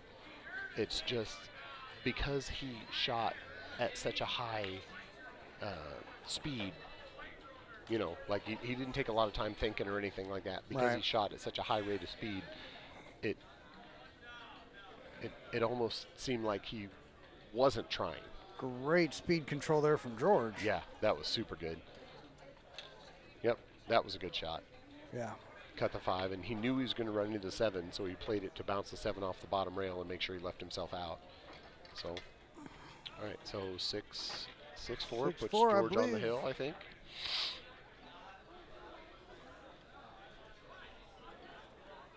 So, yep. Yeah, 6-4. Back to what you're saying as far as top gear goes. How about current? Because it's not current. It's not Earl today, that's for sure. No, it's not Earl today. No. Speaking of Earl, today. Here, you've been showing your shirt off. Speaking of Earl. Oh, that's awesome. You know what that's from, I can imagine. Yep, that's awesome. I still laugh when I watch that video. I just showed him my shirt that says, "Pool is a beautiful game played by ugly people." And it says whose quote it is. It says Earl, kinda. Kinda. If you know, you know. I'm not even going to explain. All right, so George is on the hill, 6-4, breaking here. Let's see what happens. 1, 2. Oh, a nice kiss. Yeah, super nice kiss. He got Thin cut on the one to get going. cut on the one. The hard part is that 2 is the one right there. He's looking at it down by the 9-10, and it's he's got a limited window.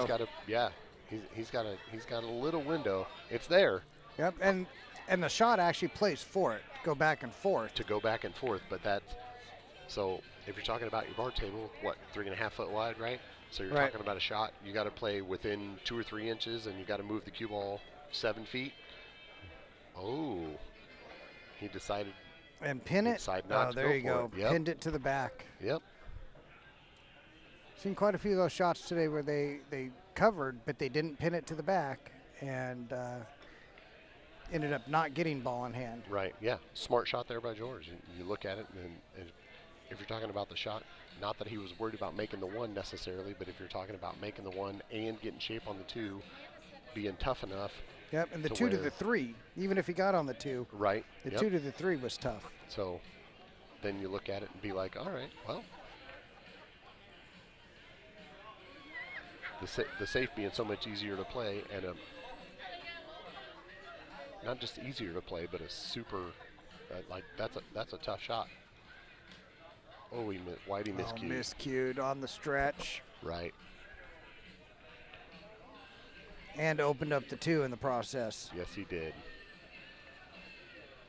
All right, so the one. Now George can go from the 2 to the 3 without hitting traffic. I don't think he could have before. I don't think so, because now he can play the cue ball across and play to cut the 2 in the bottom corner and take the cue off that side rail, the top side rail, and come up for the 3.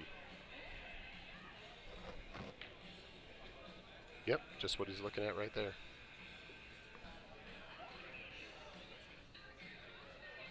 Today, filler 9 ball. Here we got some biggest gear answers from the group. What do we got here?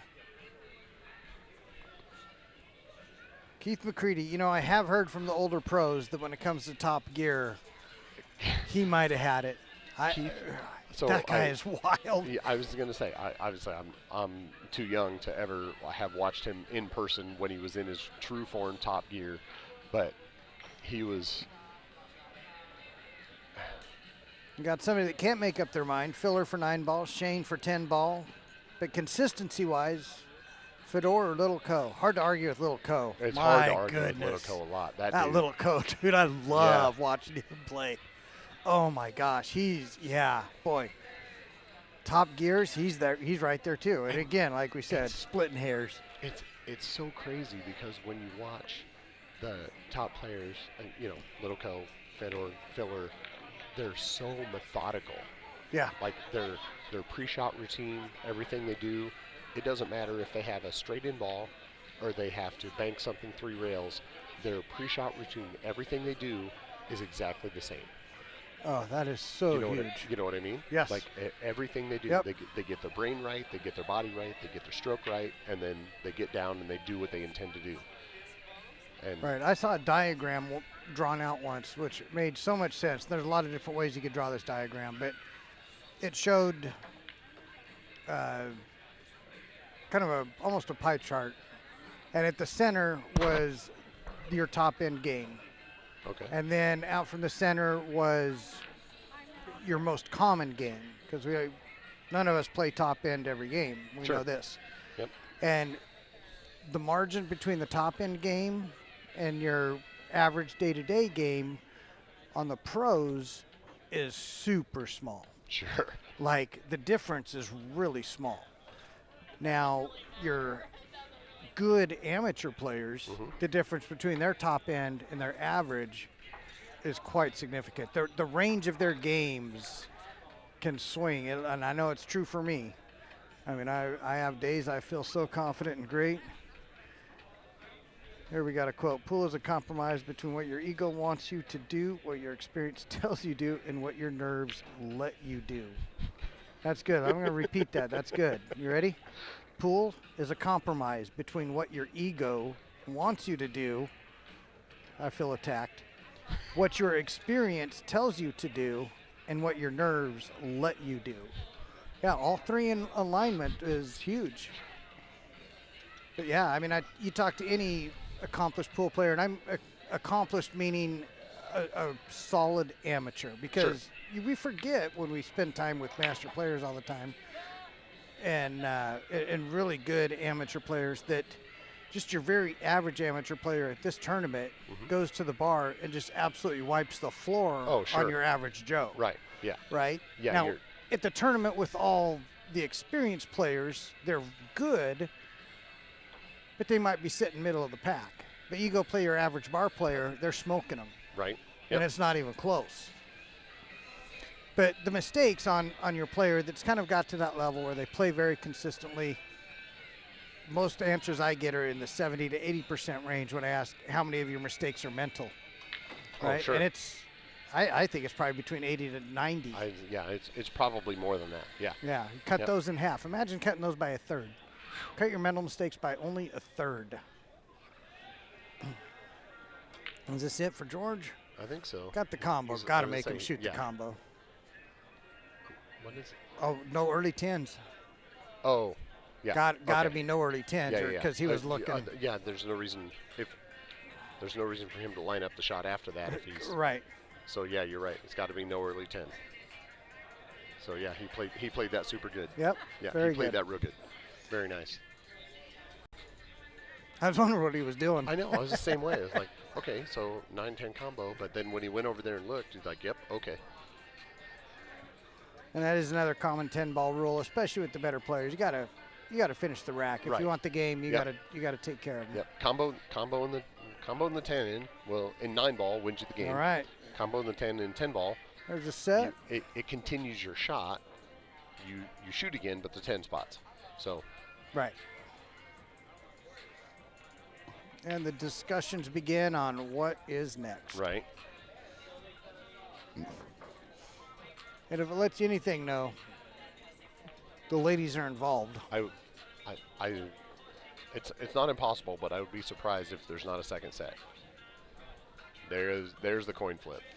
So, Matt, I've got some bad news for you. Uh-oh. Yeah, apparently you need to Venmo Will a beer at his home because he's had to listen to you. It's been so painful. That must be Will Thompson.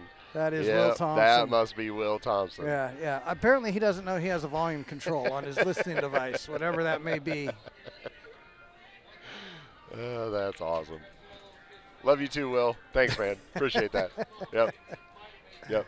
And listen, anytime you want to show up, you know you got a beer. I got one in my pocket right here for you. So. Oh, I thought he was happy to see me. Turns out that's a beer in his pocket. All right. Well, Whitey is racking, so we've got something else going on. Oh. I would say they're starting a new set. They flipped a coin. Whitey's racking. So, yep. I'm guessing they're. So Whitey must have won the flip because they've been racking their own. So Whitey must have won the flip, and it looks like they're playing another set. I haven't seen any big negotiations or anything, and I can't imagine that there would be or why there would be. So I'm assuming it's the same thing. Yep. So another race to 7 for $3. No. You want to be, you ain't got to do it. Come back here, Rusty. Kicking ass.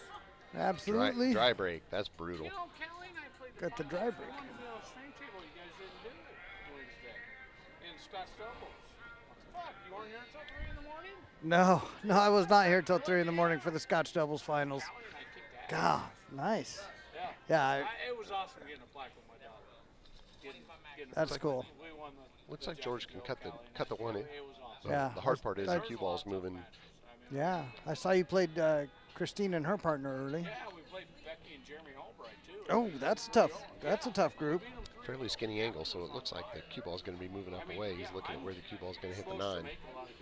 Becky just got the intermediate. Did you see that? Maybe She won the just run intermediate into a women's, dead double full. dipped. No, Callie shot fucking great, and then she shit the bed in singles. Yep. Ran into it dead full in the face, stopped the cue ball. Good shot, George. Now they got flag from Callie. So I mean, I'm a proud father. I am. They're both better than me. I just fuck around, bang balls. Cody might be. Callie's getting there. Yeah, she will be. Cody definitely is, though. Cody's a 2 ball down on that bottom rail underneath the 5. Them days are long And then 3 right above it up here on the same side rail. So 2, 3. Looks like he wants to play the 2, bounce off, and get fairly straight on the 3. Well, he's going to have to really cinch it to get straight on that. So he can draw it back, play the 4 on the side. Maybe the 4 goes in that bottom corner underneath the 10. Maybe he doesn't have to play it quite so tight. But those are shots, I was just thinking that through.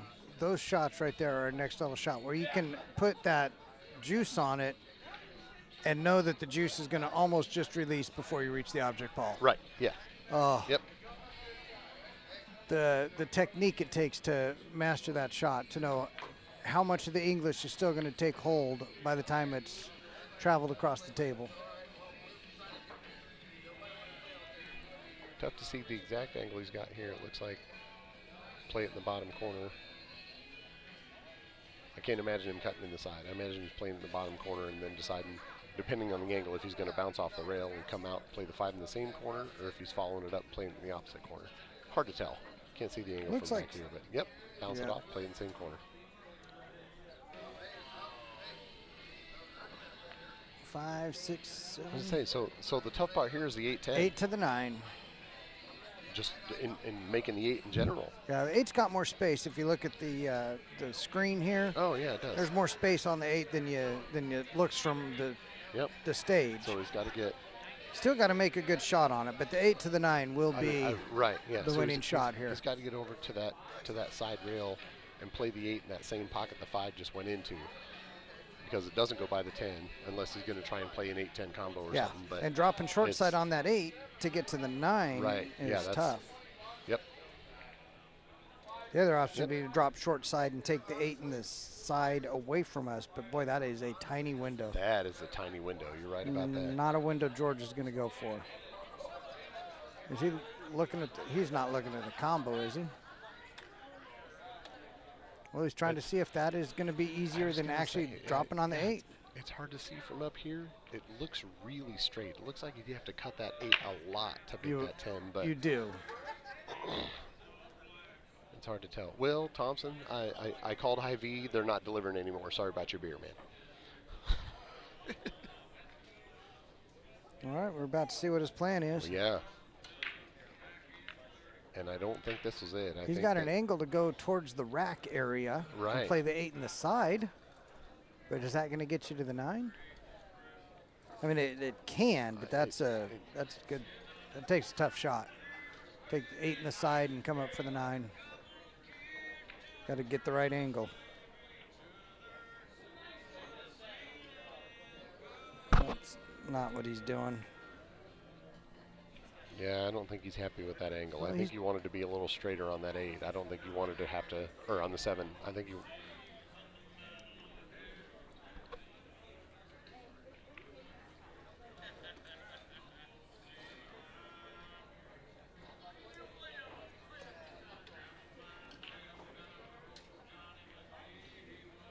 We'll see what he's going to do right here. Juiced it up with some inside English.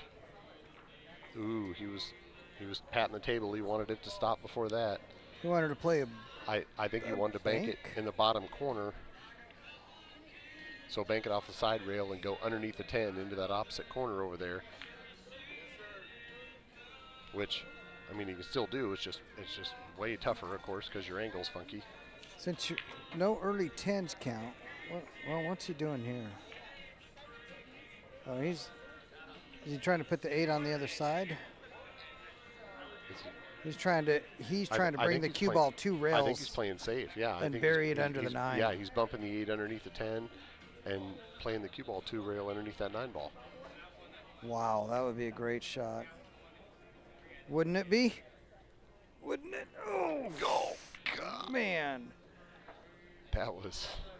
Speaking of filler, one of the sickest shots I've seen is, I believe it was Mosconi Cup. He 2-rail kick and stick and landed the object ball that he stuck directly behind an object ball on the other end of the table. Off a 2-rail. So I know George was trying to play underneath that 9 and he didn't get there. He let Whitey see the 8. But you have to understand that the important part of that shot was that the 8 was not makeable. Right. The 8 went to that bottom rail away from the pocket. So even if he missed the cue ball shape, which he did, he didn't let Whitey out. Right. Whitey had to come with a real good shot, a real good speed shot, a full table speed shot to play that safe. And he did. He executed it. But you forced your opponent to make a shot like that. But still, George is back at the table. So he pretty much assured himself another shot at right, the table, yes. regardless of what it was going to be. Exactly. Because if he nuts it, it ain't going to be his first time. Right, yeah. You didn't sell out, and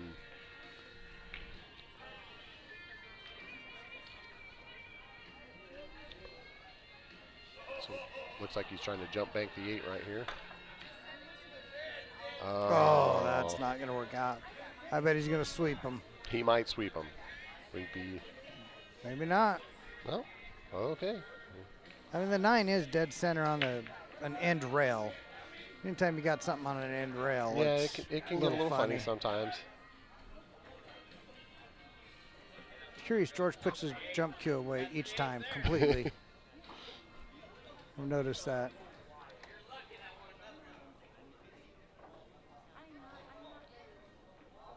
So play some high English, come off the side rail over here. Yep. Bounce out. Just make sure that you're not stuck. Make sure you're not frozen on the rail, so you can. So yeah. So George made him play one shot to make sure he didn't freeze himself on the rail. End up with anything funky happening. And speaking of, did we miss a game? Is that really 1-0? The coins are both still sitting in the starting spot. Yeah, we can see they them. sure are. Yeah. All right, we did not miss a game. That was kind of a long first game. That was a long It first feels game. like it anyway. Yep. Well, there was a lot of thinking going on in that game. Whitey when he broke, and then the push out, and then. That's right. So. But yeah, between these two guys, it's easy to go, really? Was that the first one? Yeah.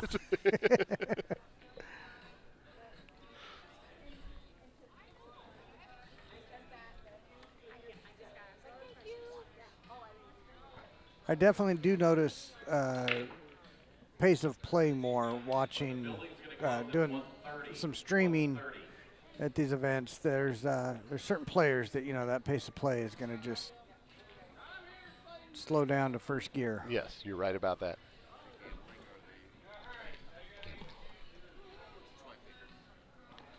Racing.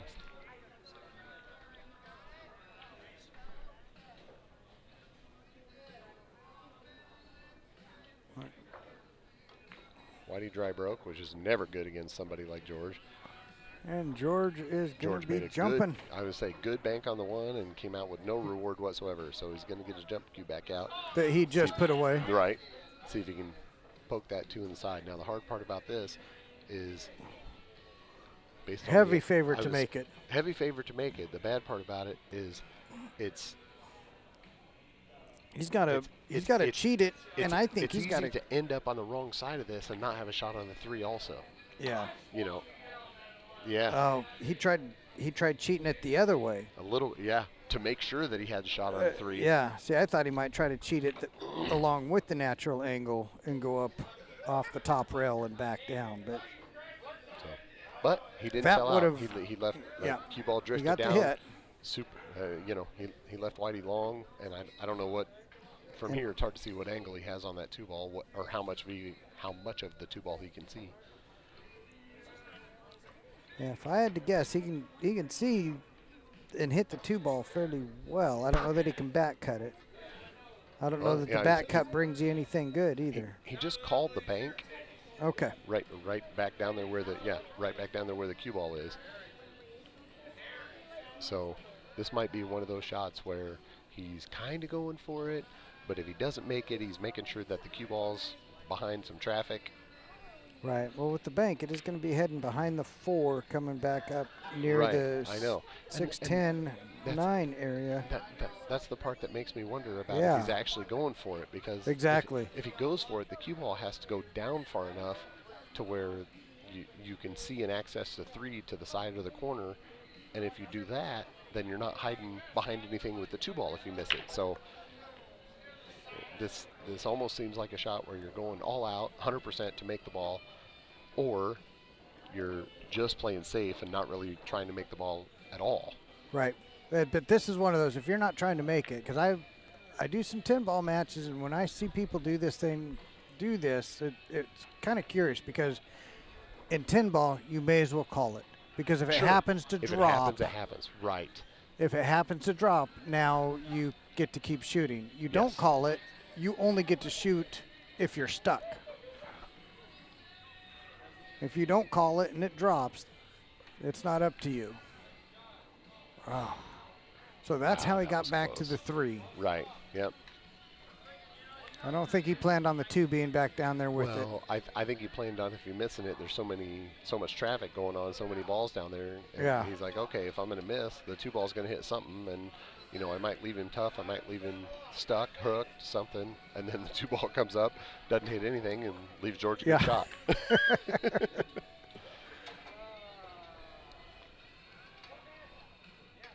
But it's not a great layout for an out, though. I will say 2 to the 3, 3 to the 4.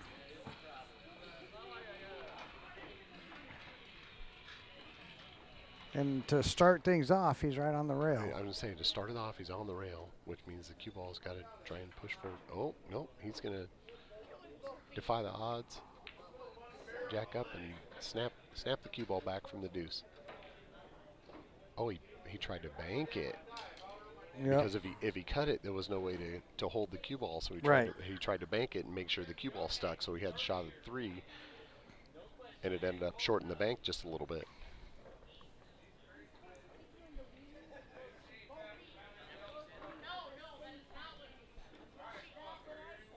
So Whitey has a pretty good shot to start here. But he has the same issue you just talked about with George. It's still not a it's not a cupcake table. It is not. It's a big boy table. I mean, it's 3 we ball, got the big boys playing it. 3, 4. So the 5 to the 6. The 6 looks like the 6 goes on the side by the 10. So 3 to the 4 and the 5 to the 6.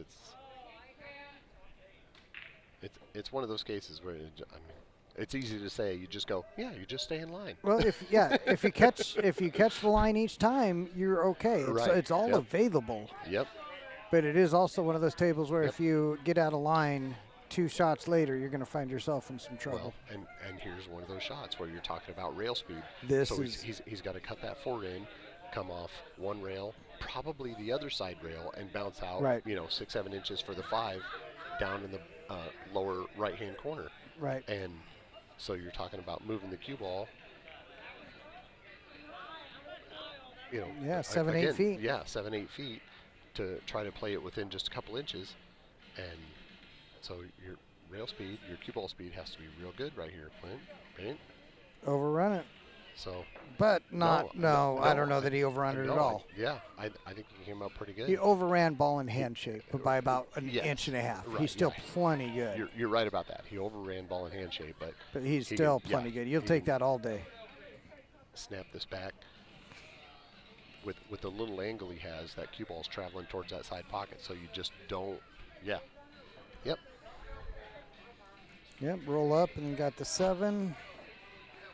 So. Much easier when you stay in line. Right. It's absolutely easier. So here we are, minus some anomaly. You figure Whitey's good to get out right here, but weird things. Right, I know. We watched it happen last set. We've watched. I certainly had it happen in my singles matches. I played a mini tournament earlier, and I watched it happen against people I shot against, and then shots that I shot. All the way. But.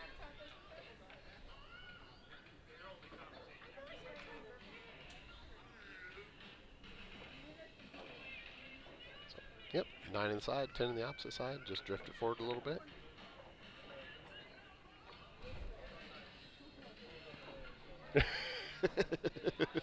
Whitey can't believe George is making him shoot it. In true Whitey fashion, looks George in the eye. You gonna give it to me?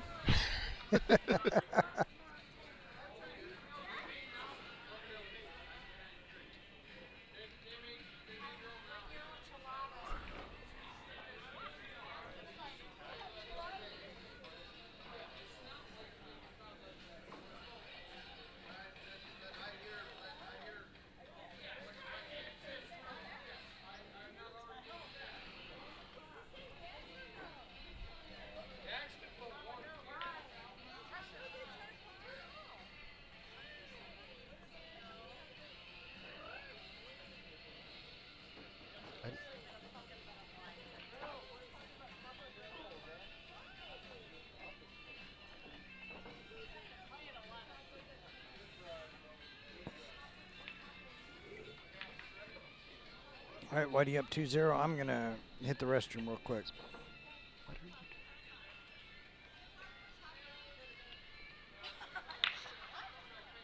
Why? Why? I'm a nice guy. What? What are you guys doing with Jeremy's mouth over there? You're all like, Oh, he was pouting. Trevor was like, we didn't touch his lip. I'm like, what the fuck is that? Like, oh, God.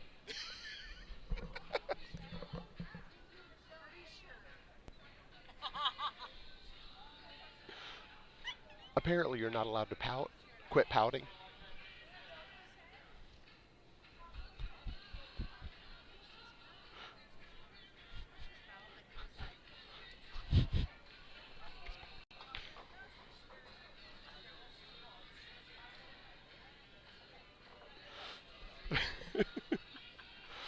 No, that's not. Hey, Jeremy, Michelle and my wife have a special relationship, so, like, oh, yeah.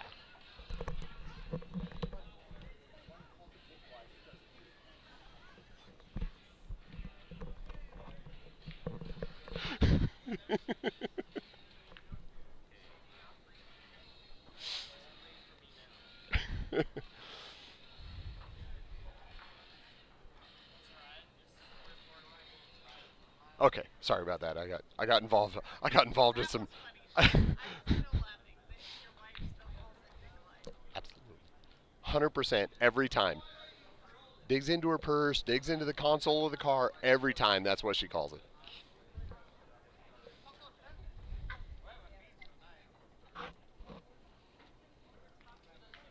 Okay, sorry, I got drug into some conversation there from the spectators down here. So,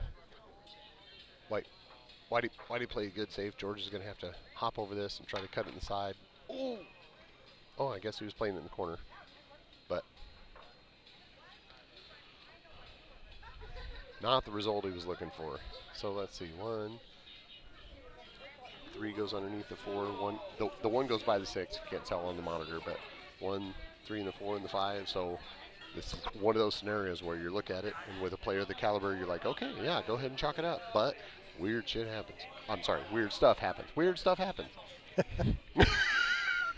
We're not monitored by the FCC. Well, but still, you know. But still, yeah. yes. Yeah.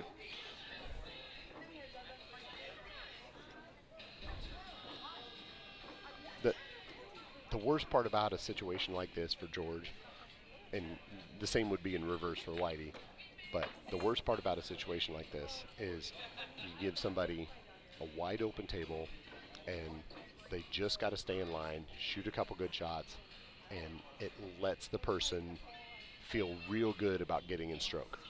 Right, exactly. You know what I mean? Like, just, okay, so I just ran 9 balls, 10 balls, stayed in line, shot good, and neither confidence builder. Right, yeah.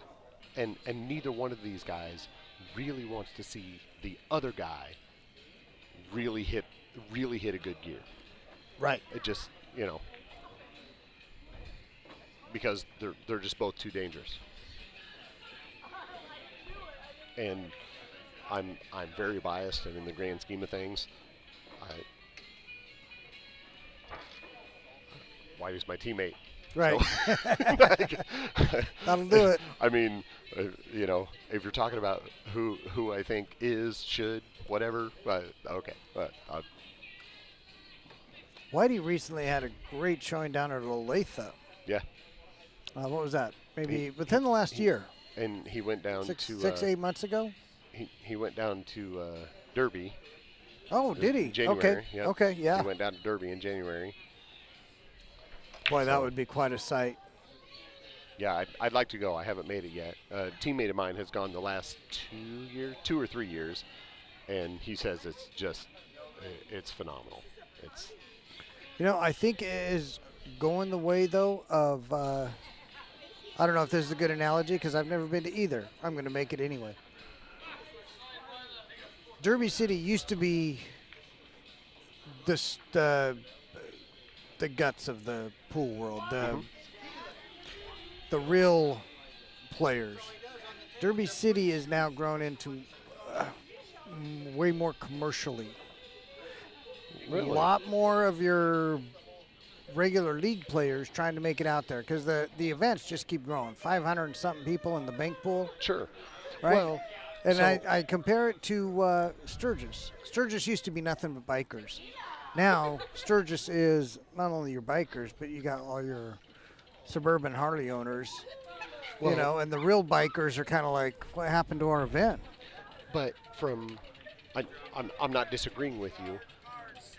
I'm not saying it's a But- bad or a good thing. No. But from what I understand, if you're going to go, you for example, Yeah, you or me, I'd love either to. one. If we're going to go, there is a spectator's pass you can buy for the all 9 days or however Okay. long it is. Okay. And it's so much a day, so you can buy the spectator's pass and you Gotcha. can go. If you enter the bank, I don't know the number, so let's Oh. just call it $100 Yep. to make it easy. Spectator's pass for the whole time is $100. Well, the entry fee to the bank pool is $75. Right. And if you play in any event, then you can get in the rest of the events for free the whole time. Right. I And the bank- actually do remember hearing And the that. bank pool is the first event they play. Right. So it makes sense for you or me if we're going to go and we're You're going to right. be there the whole time. It does. It saves us money to play in the bank pool event, even if we hit it. I mean, Yeah. How many people enter knowing? even if we never make one bank. Not just. I'm not talking about a Not match. a game. I'm talking about one bank. Not a game, but a bank. So, and like I said, I don't know the numbers or whatever, but I've heard Right, that it's right. cheaper if you actually enter the bank pool event if you're going to be there the whole time. I've heard that as well. So, I've heard that as well. So that might be a case where, okay, that's why that happens. Now, I don't know if Right, that's true or untrue, right. but But now they're in the position, are they not, of Whitey Oh, Whitey. he running meant- matches 24/7? Like you get a 2-hour notice, but you could have a 3 a.m. match. I have not heard that. Yes. Yeah. True story. Really? Yes. Wow. But you're guaranteed a 2-hour notice. But I- yeah, you could have a 3 a.m., a 2 a.m., a 5 a.m. match. I would like. I would do some fact finding on that one. That can't be. Really? I guess I don't want to say can't be, but whew, boy, that'd be rough. Yeah. Yeah, we'll see if the We'll see if I had the not heard of that. chat room can fact check us. This is new within the last year or two. So, but back to the match. Whitey played that, and he Yeah. meant to run into the 410. He needed to break that up, so the 4 went. The bad part is he ended up clipping the top side of the 4 and dead hooked himself. Oh my goodness! Got the hit, but no rail. Had to put some serious I mean, juice on that one. That was a lot of mustard. Michelle. Oh wait, maybe 3. Looks like 3. 3? Oh yeah. Well, from here, Oh, I can right, yeah, see. 'cause you there's see the coin at 3? Yep, I do. I do see the coin at 3. Okay. So.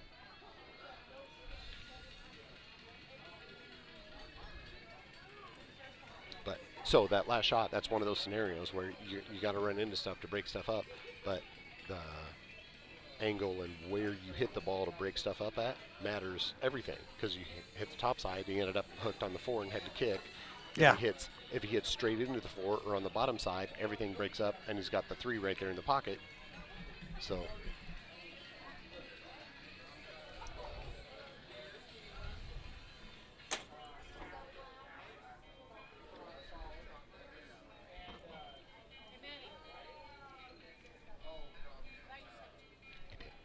But saw the coin, like.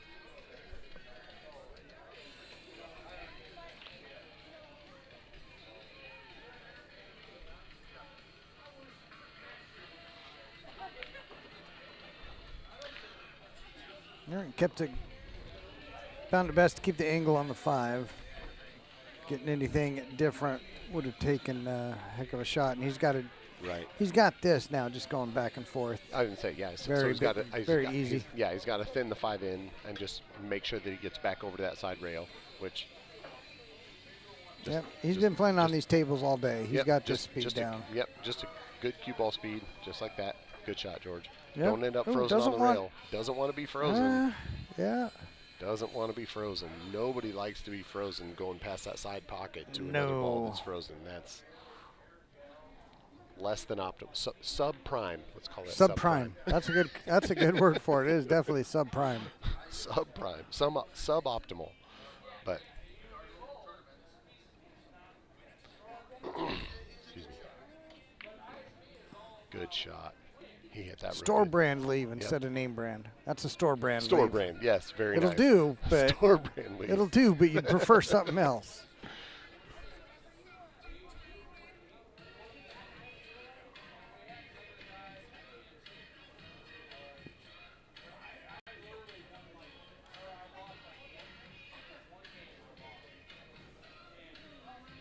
Yeah, he's going forward. Good job, just staying right there. Yep, stop it right there. Yep. I figured. That angle I was saying, keeps him on the depending 9. on what it is, yeah. Just touch it in, come off the rail a little bit, end up with the 9 in the bottom corner. Oh. Whoa, Nelly. Okay. Okay, Oh, he's all right. all right. Yeah. I was saying, it when did it look came like off that rail, it looked like it was speedy. it did. It definitely did.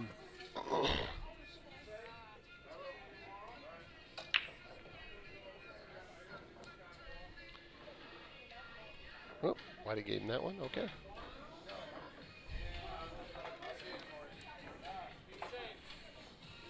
Thank you, my man. Thanks, Love Whitey. you, Clayton. See you guys in the morning. Yep, I'll be here. Yep. Take care. Clayton Jones.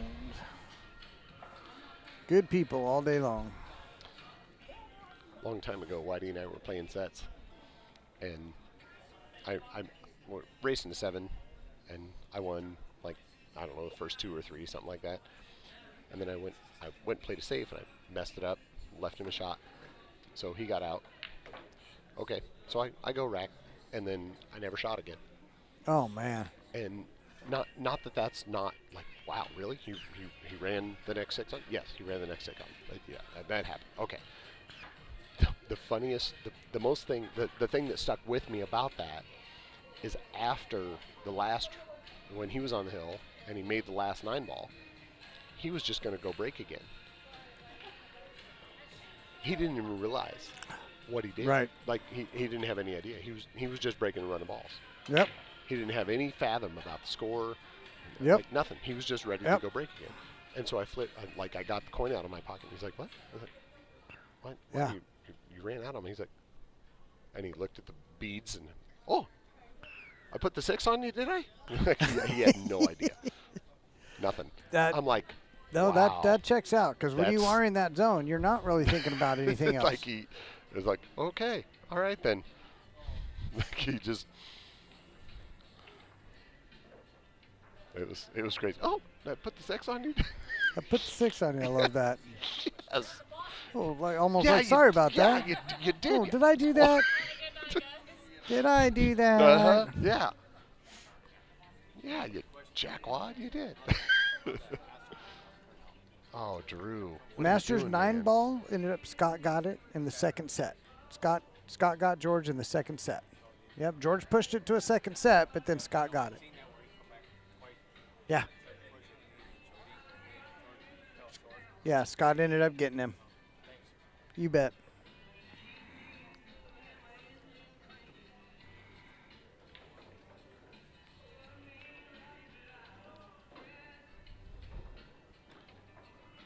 All right, 2 to the 3.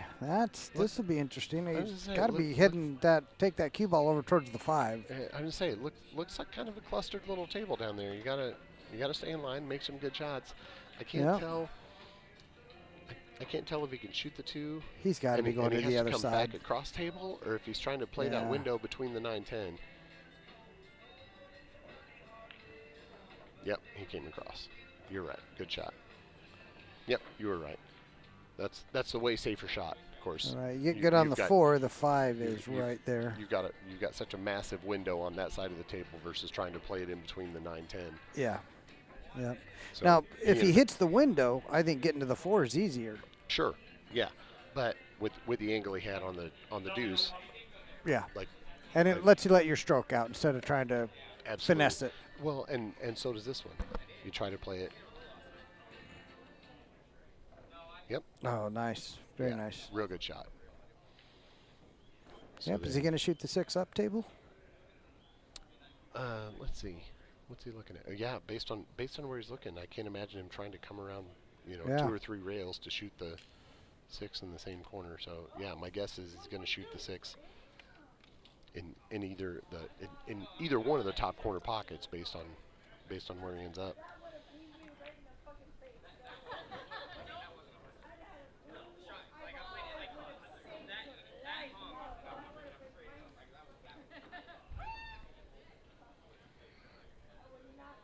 Well, he knows what he's doing. He didn't even get down there and look at what he wants to do.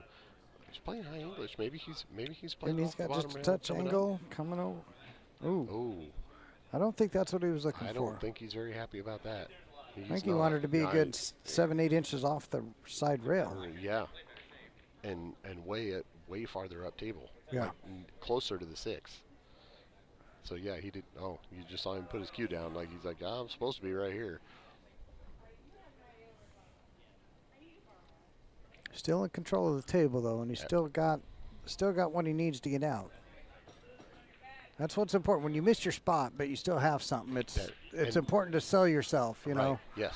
Yep. Yeah, I'm not where I want her to be, but I'm still somewhere I can make it work. Right. Well, and guy a long time ago. Oof. Oh, and this is not going to play well for Whitey.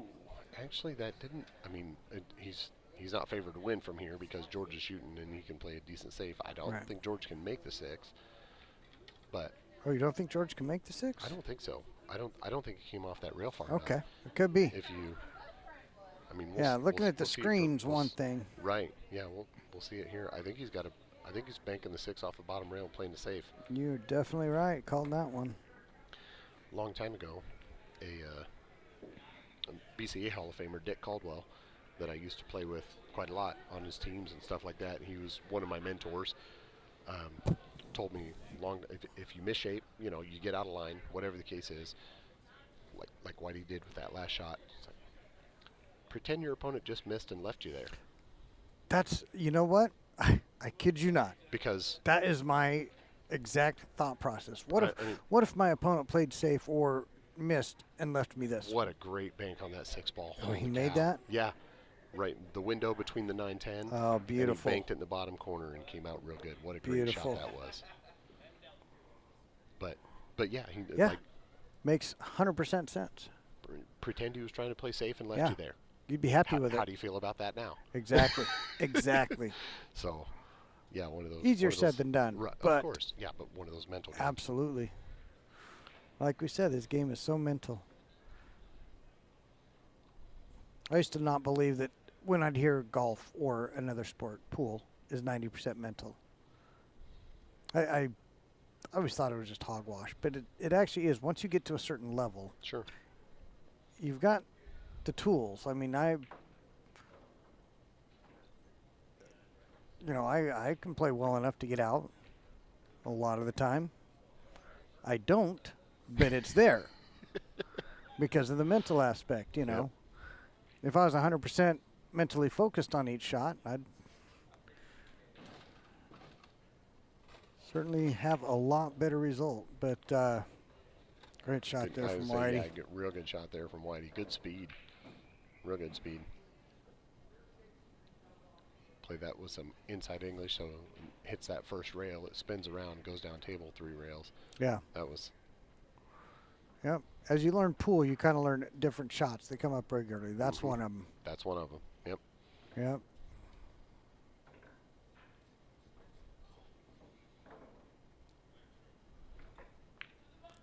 Played under it. Looks like Drew and Henry are done on the next table. Good out there, Whitey.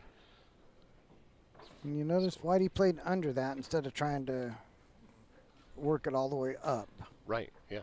Ended up a little too straight on the 9, so there's no reason to, to try to force the cue ball, punch anything around, shoot it super hard. You got you got 6 pockets on the table, so. Right. I mean, even if your shot ends up being a little bit longer, it's easier to do that. Perfect shape doesn't mean anything if it's not your shot next because you missed the ball. So.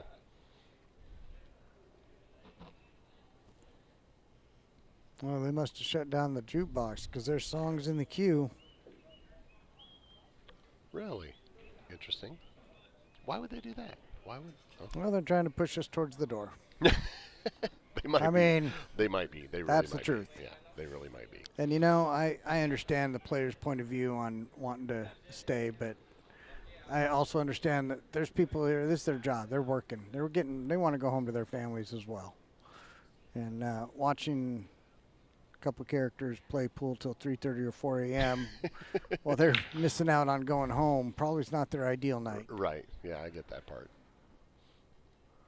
But for the pool players, this is we get this environment a couple times a year. Right. Yeah. Yeah. We want to make the most Yep. of it. Yeah. All of us players all in one place all at the same time, jawing at each other and Yeah. shooting and playing and. A lot of people, this is the 1 or 2 times a year you see them. Right. Yeah. Absolutely. And a lot of people you look forward to seeing. Yep.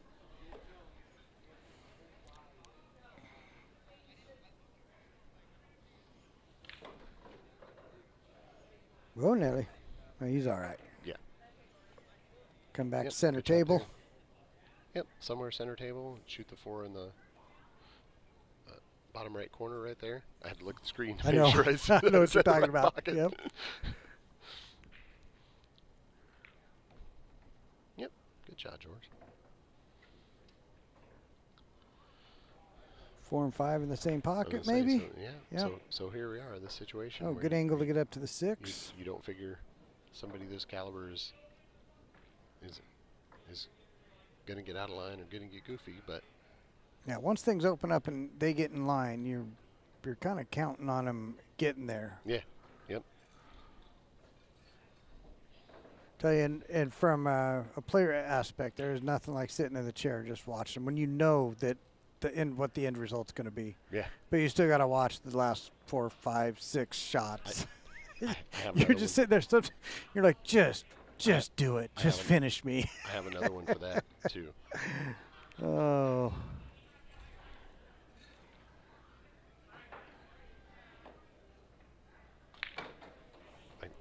It's kind of like homework. I get that, but yeah, I have another one for that.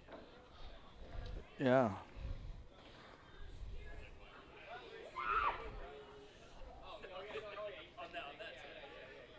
You can look away, but you can't run away. I love that.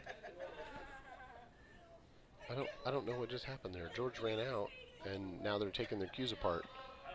Kicking us out, or somebody got a call? I don't know. I'm not sure. Let me try. Let me find out.